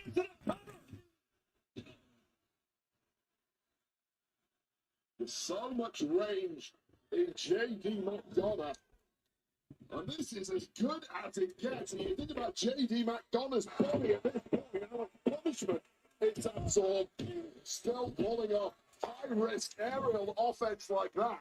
Even the punishment of putting forth the offense he has shown tonight. Not just what he's taken, not just what he's absorbed, but what he has been doing in attacking Sheamus has taken something out of him as well. Look at the welts on the body of J.D. McDonough. He's glowing red from head to toe. That's certainly in it. Man, what was the question? It's a lot more painful than that. You want to test the punch and kick. It didn't even come up down here. You want to know if he can withstand it when he looks at you and says, come on. Let me make the screen bigger. See if I can see that one. Who do you think will win since the matches? I think that was already a question that we was talking about. That does to an opponent mentally.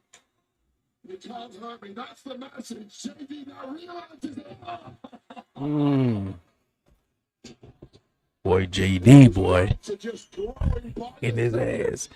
Throwing all over the place. Average curse backbreaker. Back of J.D. McDonough. Smashing right to the knee of Sheamus. Sheamus just loves being in the trenches on a Monday. Doesn't quite feel himself until he's taken his own.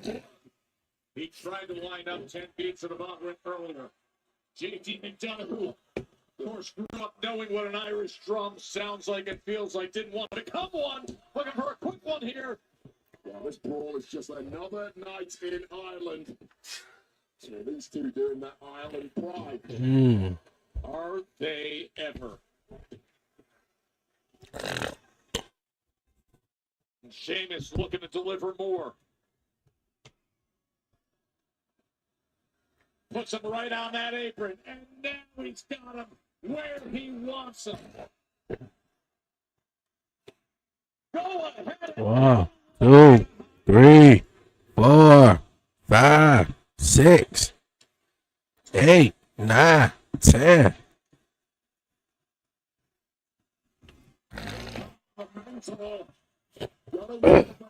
Front seat for that one, and there was nothing he could do to save his protege, J.D. McDonough.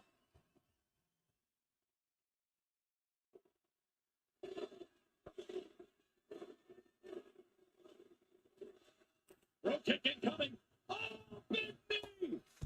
Well, J.D. McDonough needed all of his pace and reflexes there, just about catching Sheamus in the nick of time.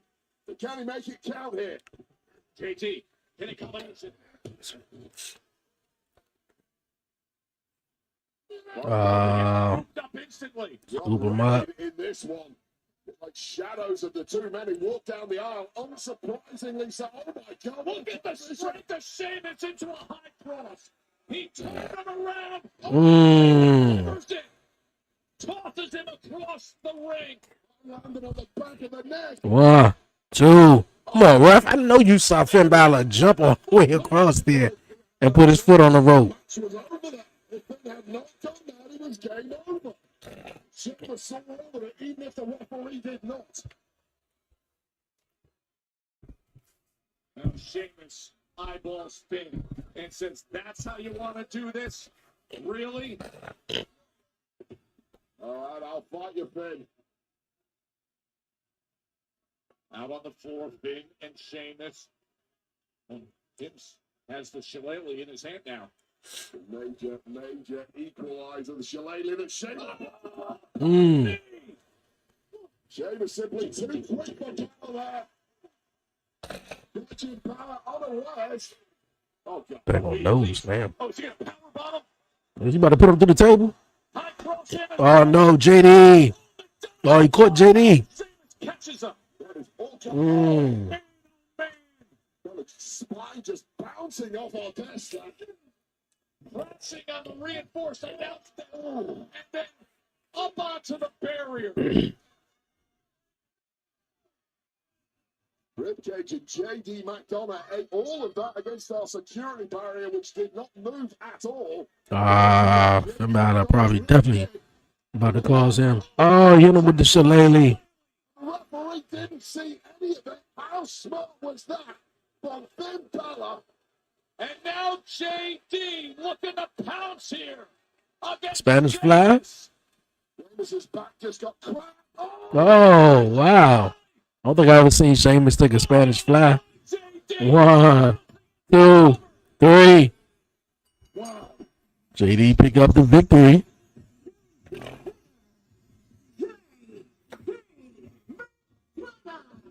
What a wild conclusion. Cool. That's a big win for JD, though. Criticized JD McDonough earlier, said he had the gung-ho approach, but that paid off because that has to be the biggest singles victory in McDonough's career. When it looked like Sheamus had the match won here with a high cross, Finn Balor's intervention prevented it being a 3 count, and just when it looked like Balor had been dealt with, no, he had not. Bouncing back with a shillelagh to the spine of Sheamus, and then this incredible Spanish fly against a 280-pound competitor in Sheamus from the top rope.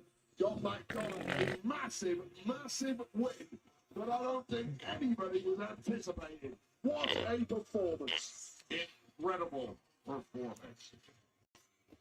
The Spanish fly and the victory, JT McDonough.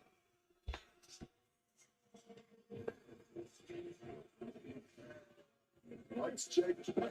A little here, take you back to last week. A Women's Intercontinental Championship match was Maxine Dupree taking on the champ Becky Lynch. And astoundingly, Maxine Dupree completely dominating an out-of-sorts Lynch.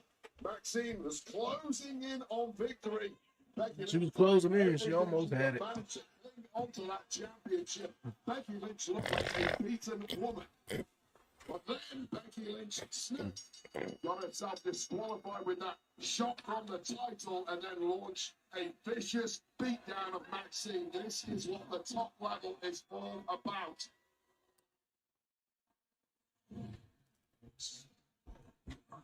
Two wins over one of the best ever do it. Which, by the way, she needed a week off after what happened last week.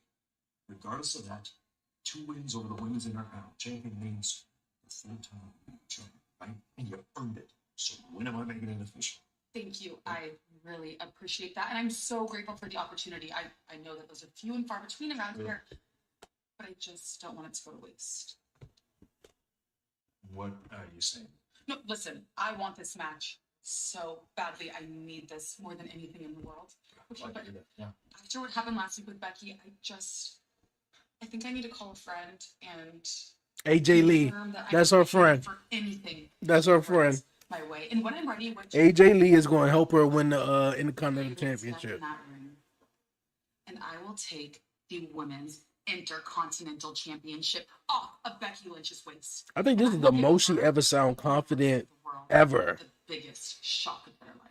Ever. She look confident. She sound confident. She don't sound like she just eye candy for Otis and Akira Tozawa. Okay. Deal? Deal.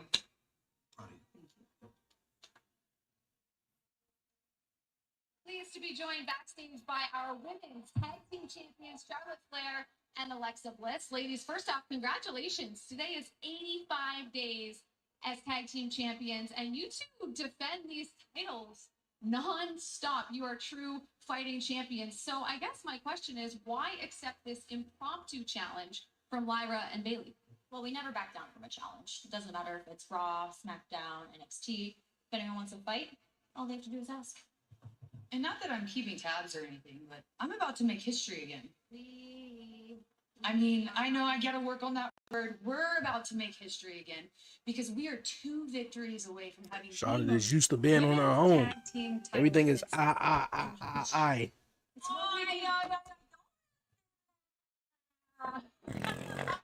We should be in the title match tonight. Bailey and Lyra don't deserve to do the titles.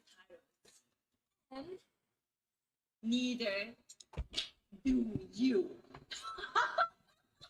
Listen, Asuka, I know we've been through a lot. I've beaten you a lot. But I've changed. I know. I've changed. And I'd be honored. We would be honored to face the 2 of you. I've changed too. And you are not ready for us.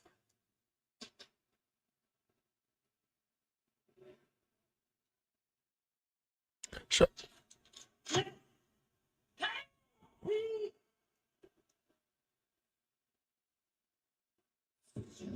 Well, it is coming up. The WWE Women's Tag Team Championship match. Charlotte Flair, Alexa Bliss, Bayley, and Lyra Valkyria. Coming your way.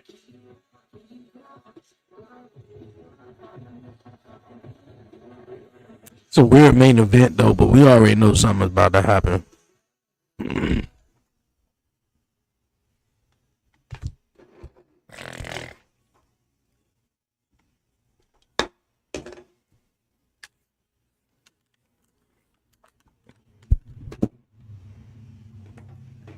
This the other person right here?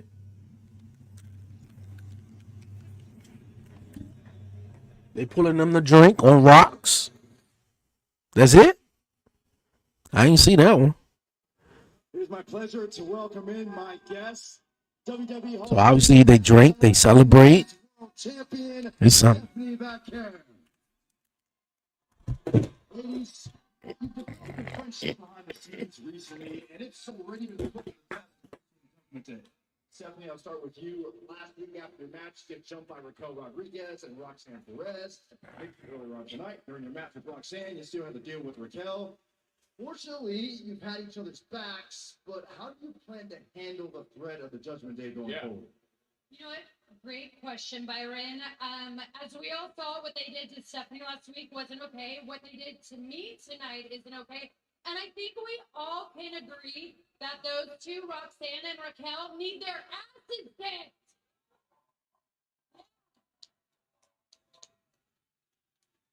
Estamos hartas de esas tramposas. Raquel, Roxanne, next week we'll be ready and waiting for you in the ring.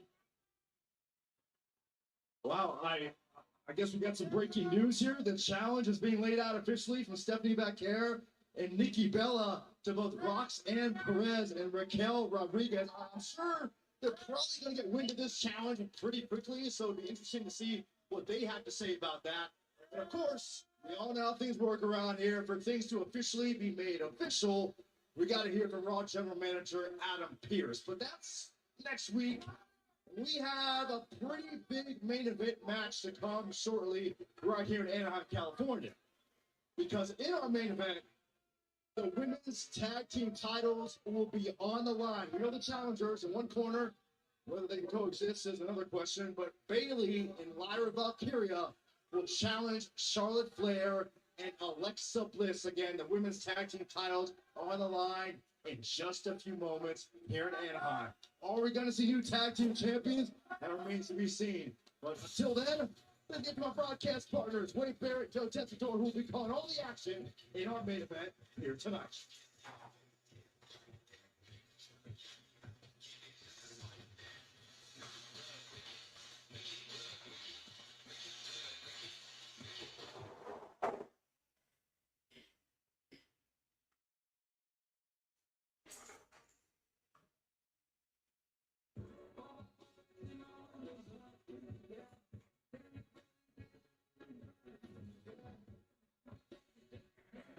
Closing in on Saturday night's main event, the Salt Lake City tickets are still available. But wait, let's show everybody what this mega card looks like. Well, we have a vacated World Heavyweight Champion. I forgot to get my beer.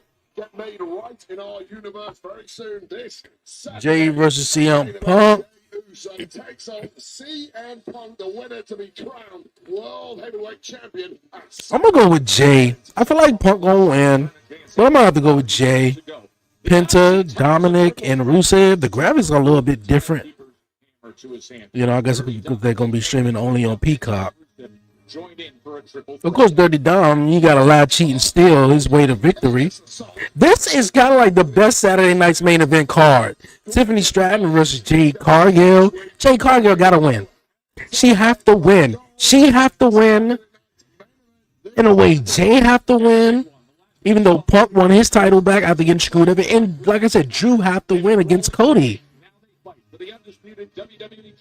So you got the WWE Championship on the line, the World Heavyweight Championship on the line, the Intercontinental title. I might be missing the match. Maybe something else is on the line or something. No. But I make no mistake, 2026 is going to be my last year. And like it, as of right now, we are the tag team champions of the world. Damn right you are. So, whatever worthy opponents that you have for us, bring them up, man. We'll keep this ball rolling. We want to face them soon. I love the way that sounds. In fact, I was thinking about this. Yes. Too busy back here to see me handling Sheamus. Judgment Day needed their business handled. We did that. We don't hide from anybody. So now that we're done jumping. Okay, let's make it a triple threat tag team. Like, we don't want to see a rematch after the guys has already won it. Judgment Day gonna lose anyway. Dirty Dom ain't gonna come out there and help him. Are you serious right now?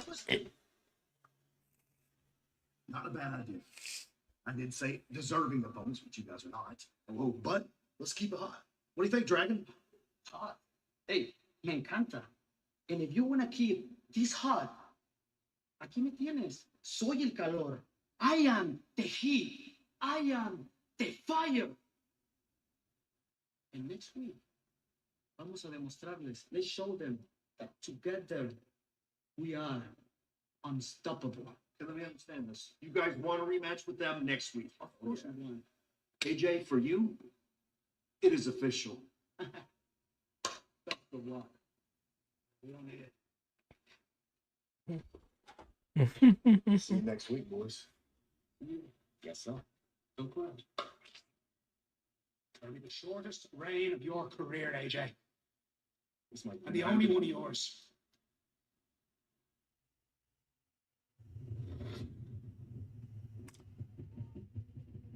And now this is a vignette 2026. That's WrestleMania. So whoever this is, they coming at WrestleMania. Or if this is just a solely vignette for WrestleMania, I mean, it's pretty early. It's October for them to do sort of vignettes right now for WrestleMania. But I mean, like, if it is a vignette, I believe it's a faction. Well, I only seen two people. So, whoever it is, they coming at WrestleMania. The WWE Women's Tag Team Championship match. Charlotte Flair and Alexa Bliss looking to defend against Bailey and Lyra Valkyria. That's coming next.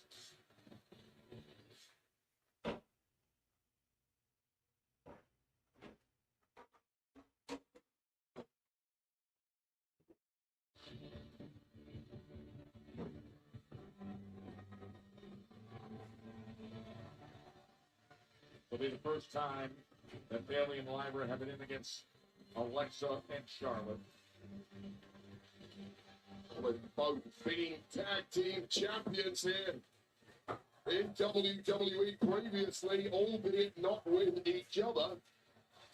They had that opportunity taken away from them before WrestleMania this year, a slot that ended up being filled by Becky Lynch, who ended up winning gold alongside Lyra Valkyria. But now these two friends seem to be back in cahoots, back on the same side, and if Lyra Valkyria can control the multiple sides of the Bailey persona, then that could augur well on their trip towards claiming gold together finally tonight.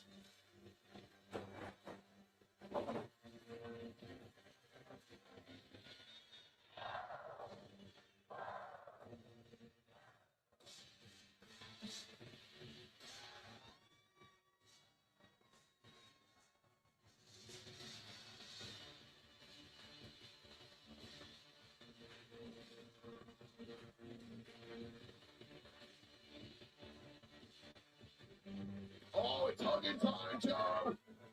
Let me get my puppy dog eyes on, see if I can tip one over this way.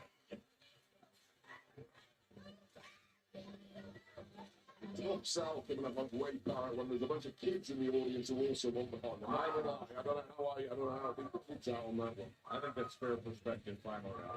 I feel like you're cramping my style. Do you think so? Yeah. Am I the wet blanket? You're a bit like Michael Cole. Denying the fire of your hug? I feel like I could be the cool kid at the desk if not for you and Cole. Bailey's not going to look in this one. So disappointing.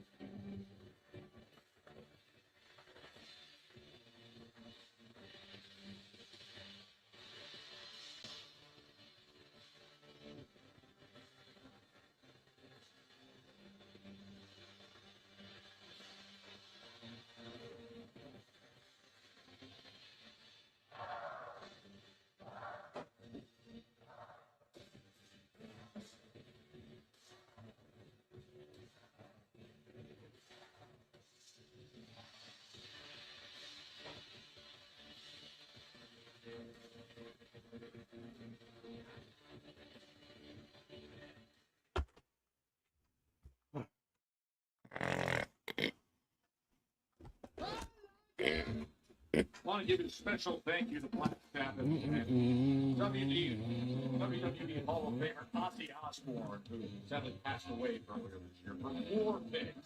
And to honor Ozzy and all those affected by Parkinson's, please consider purchasing huge creation Ozzy Osbourne's cover of War Pigs, and all the profits made by the song's UK record label to be donated to the Glenn Tipton Parkinson's Foundation.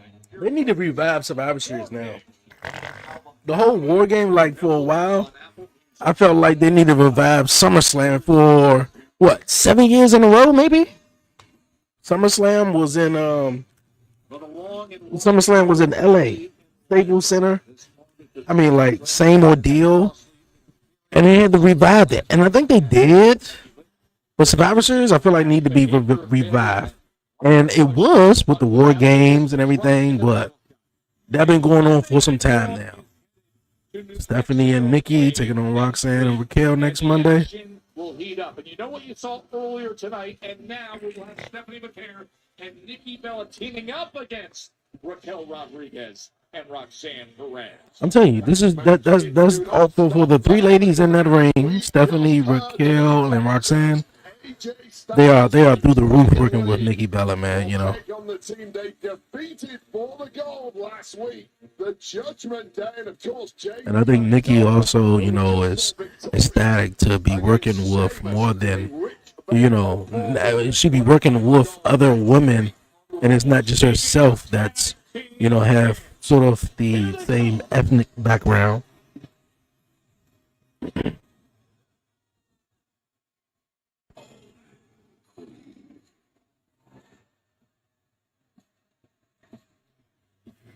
One of the greatest of all time.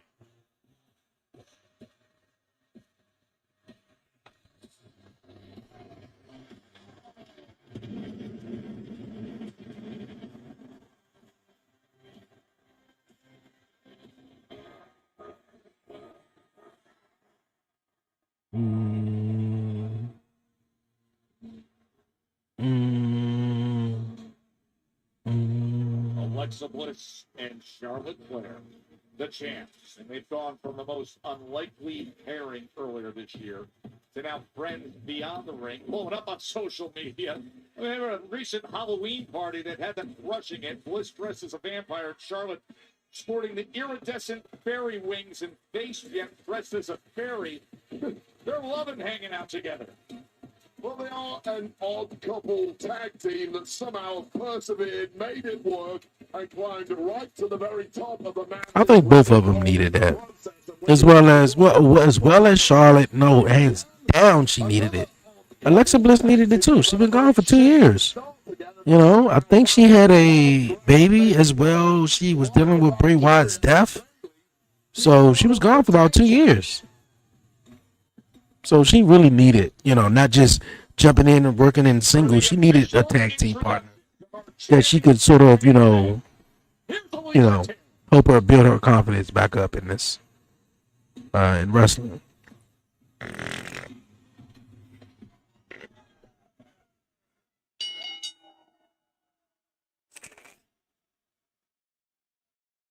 No mic? Following Okay. contest is scheduled for one fall. And is for the WWE Women's Tag Team Championship.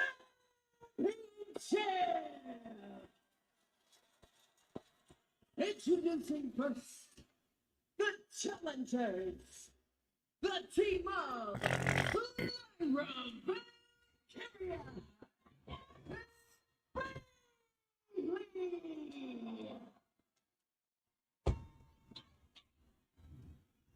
And their opponents, they are the WWE Women's Tag Team Champions, Alexa Bliss and Charlotte Flair.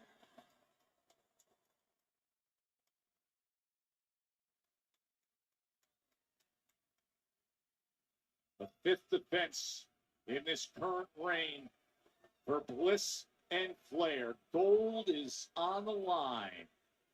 13,812 here. A sold out Honda Center. It has been a spectacular evening of action. And it culminates right here with the Women's Tag Team Championship match, Wade, as we are underway. And Bayley and Bliss will get us started. Still blows my mind looking at Alexa Bliss and Charlotte Flair as a tag team. Well, trying to score a quick one here was Bliss. Perhaps the greatest resumes of any tag team in history. A combined 19 world championships between them. That's something when you think about it. And you just know if they can click, as they have done over the past couple of months, they may well be unstoppable. You sit there and you say you got a 15-time world champion and a 5-time world champion. And as we've called them so many times, the unlikely pairing, and yet week after week, you see them growing with their friendship and their admiration and constantly together. We were talking to Charlotte earlier today. She said, listen, I'm finding myself hanging out with her friends and family and developing this twisted queen's mindset. You always talk about what it takes in time, tag team action, the chemistry. They've got it. They have got it, and it looked like at one point it was never going to happen, but then one day it absurdly clicked, and they haven't looked back. And the same seems to be true over the past couple of weeks for Lyra and Bayley, but this is really the acid test for this newer duo.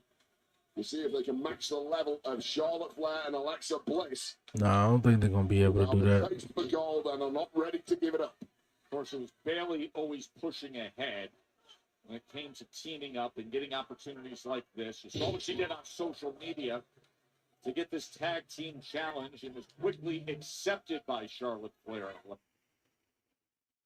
Got the Fireflies coming out.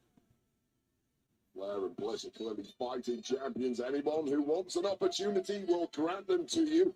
Kabuki Warriors a little upset, of course, that Lyra Valkyria and Bayley jumped the line, in their words. And got this opportunity ahead of them. They may well be waiting in the wings for whoever the victor may be down the line. But right now, championships up for grabs. Charlotte able to get out of the way, but then eats that elbow from Lyra Valkyria before coming up with the kick. Fireflies are out in force and they're loving what they are seeing from the tag champs here. Love it, man. Love it. Big flare chop.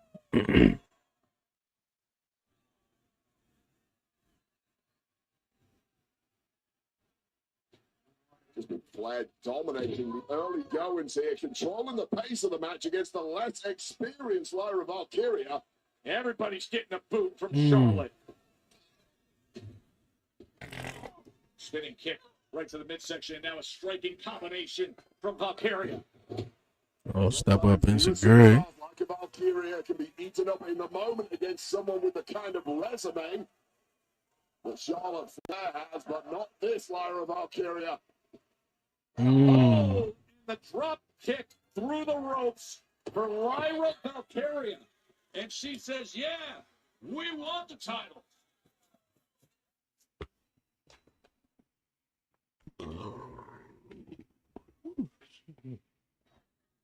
Lyra Valkyria able to drop kick through the ropes out onto the floor against Charlotte Flair. And now the press and the hook of the leg, but barely a count of one. That was impressive from Lyra Valkyria because Charlotte Flair was just having it way too easy in the early going to this one, as she has a tendency to do. Such is her caliber.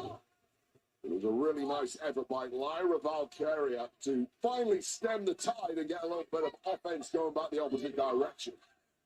We want Flair. We want Flair chance. Upper hand against Charlotte Flair sometimes feels like the first step in a journey of 1,000 miles. Beating Charlotte Flair is a whole other matter. Crowd here in Southern California chanting, we want bliss, we want bliss. And see, Charlotte Flair does as well, reaching out for that tag attempt.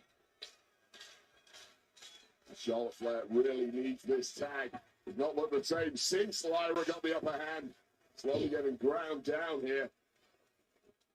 Looking for gold. Charlotte quickly gets rid of Lyra. And how much has the confidence of Lyra Valkyria grown in this calendar year? You go back to the beginning of 2025, she had all the potential in the world, but I didn't think she was too close to realizing it anytime soon. To be honest with you, I think it was that run to become the inaugural, Intercontinental Champion that really changed the game for Valkyria.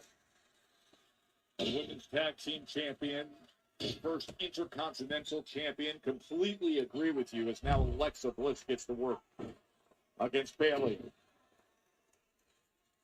I think Lyra's on that short list when you reflect on the year as to who's had the most growth. And now Bayley with the clothesline against Alexa Bliss. Yeah, Lyra's right up there, as is Raquel Rodriguez, for my money, who has been absolutely incredible in 2025. Roxanne Perez as well, who we saw earlier tonight with the victory against Nikki Bella.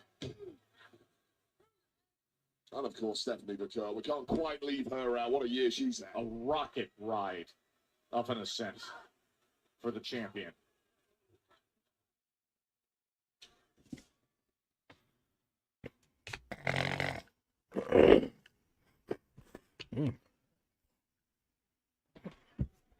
I think we took our last commercial break of the evening, They are battling. and we about to wrap it up here.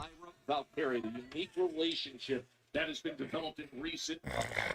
They wanted it, they're getting it. Charlotte Flair and Alexa Bliss, quick to accept the challenges. Now Bliss is being stretched out by Lyra Valkyria. What a torturous hole by this incredibly inventive Dubliner. It's been the Ireland show here tonight, and what a victory it would be for Lyra Valkyria and Bayley if they can grab gold here. Completely getting the upper hand in this one against the champ. Oh, she turns it into a potential pin there as Alexa is able to get free, but right now in a compromised position in that corner against the challengers, trying to fight her way free. Well, Bliss fighting for dear life at this point. She's been under the cuff from Valkyria and Bayley. And now if Lyra Valkyria can drag her back to the right of the tracks, get the tag to Bayley, and that is just classic tag team strategy. He is desperate to get to Charlotte, and now the team from Bayley and Valkyria. Late kick out there from Alexa Bliss, and you get the sense that Bayley and Lyra Valkyria are inching closer to the gold here.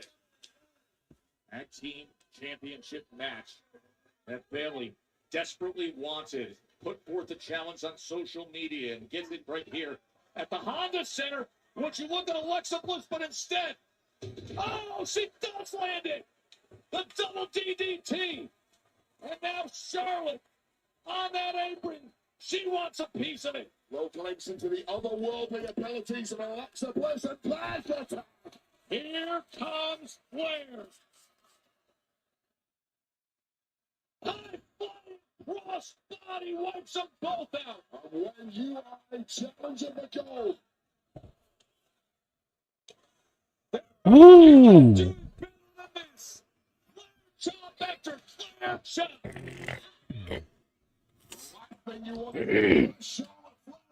Oh. Clothesline. The Queen has arrived for this championship moment, hasn't she? now taking full control. Follow slam.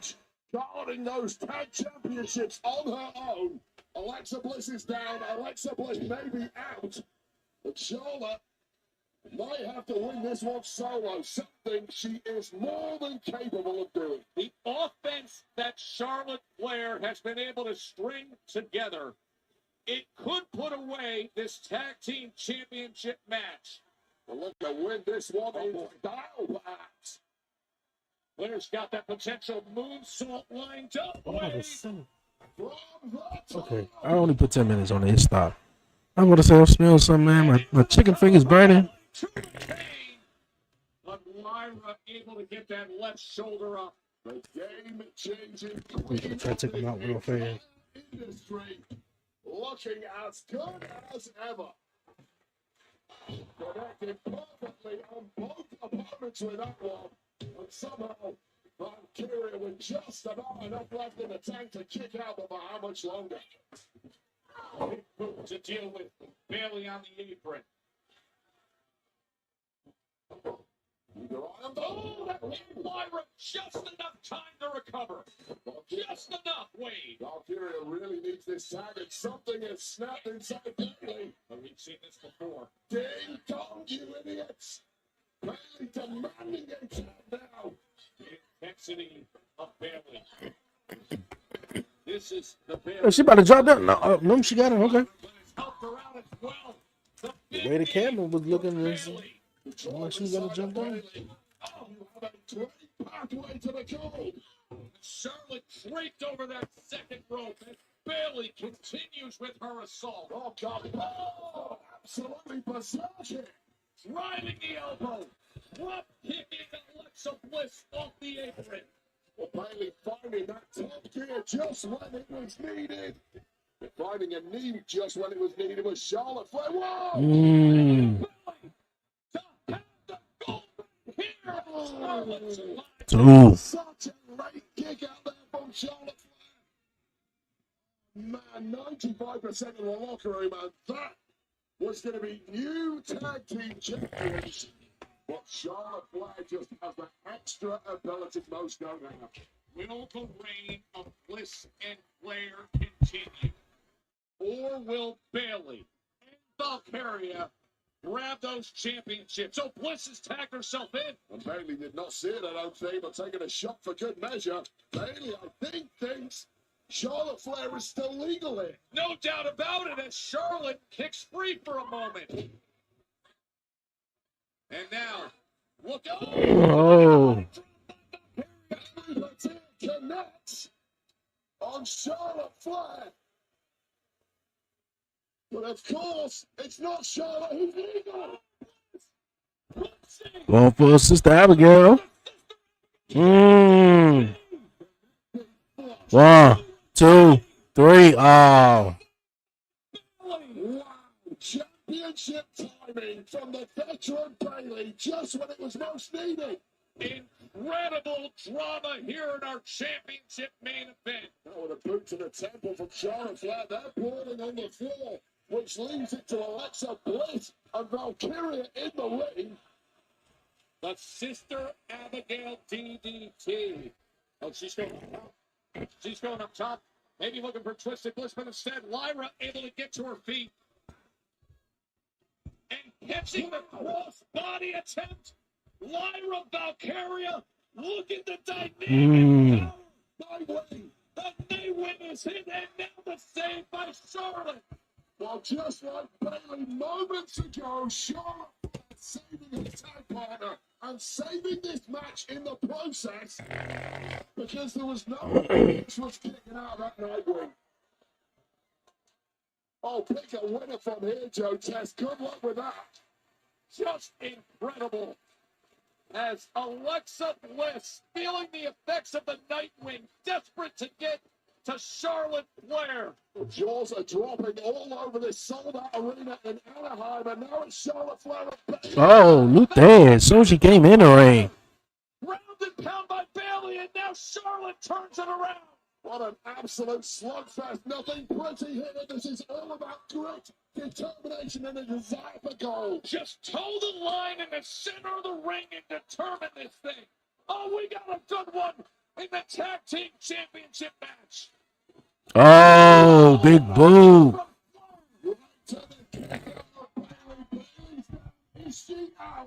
Looking for the figure eight. Oh, this could be figure eight time. She's locked in the figure four. Now she bridges to the figure eight. Put it in and retained by submission. Would you look at this? Can Bailey survive it? The figure, Lyra will not let that hand tap. Alexa, where you at? Oh, Twisted Bliss. Oh, nice. Twisted Bliss on Lyra. Breaks it up. Oh, just when Bailey was looking to tap, Lyra prevented that. A Twisted Bliss. We're going to get a double natural selection? No, maybe not.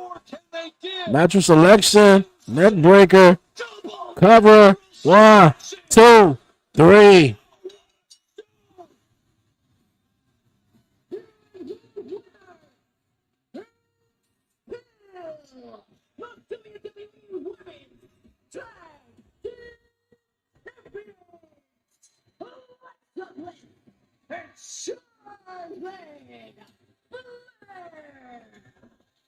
Figure eight survived. Twisted Bliss breaks it up. And a double natural selection, Wade. Well, here's your figure eight. And preventing the tap out was Lyra Valkyria. And I think this is the moment Joe Test lost his voice. A Twisted Bliss off the very top. Oh, wait a second. Oh, Kabuki Warriors are out here. the Kabuki Warriors out here. The Kabuki Warriors have arrived.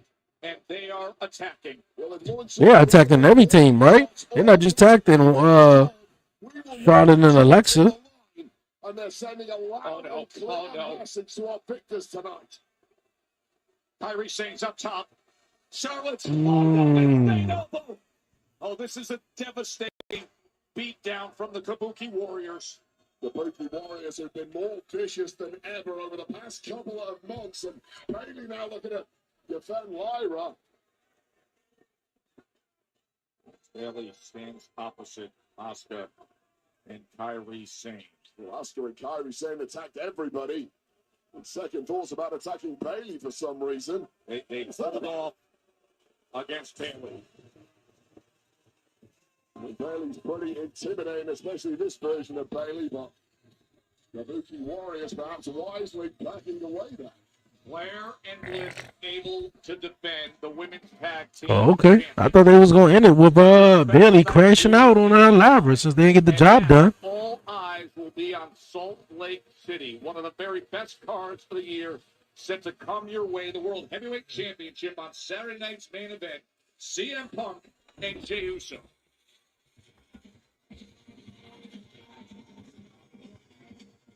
Okay, well, that's that. What is that?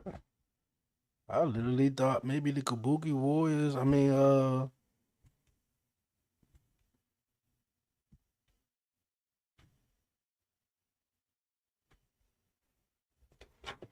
I thought Bailey was definitely about to go ham on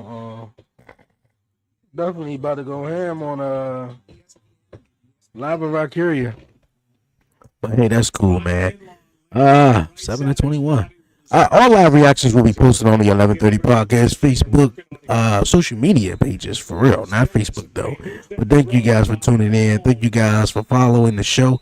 If you haven't done so this last and final time before we head on out of here, thank you guys, man. Definitely hit the like button down below. Follow, share, like, and subscribe, man. Definitely. That'll do me a huge, huge favor. I appreciate that. You guys, man, for tuning in and supporting the 11:30 podcast. But until next time, you guys, man, I'll see you next time. I'm about to head on out of here on this Monday night, man. Enjoy the rest of your guys' night. Watching the game, watching wrestling, whatever it is, man. But until next time, man, be easy, be smooth. Give all the glory to God, man. Won't he do it? Yo, it's your man Dre, a.k.a. Dre on Wheels. I'm out, man. Go to bed.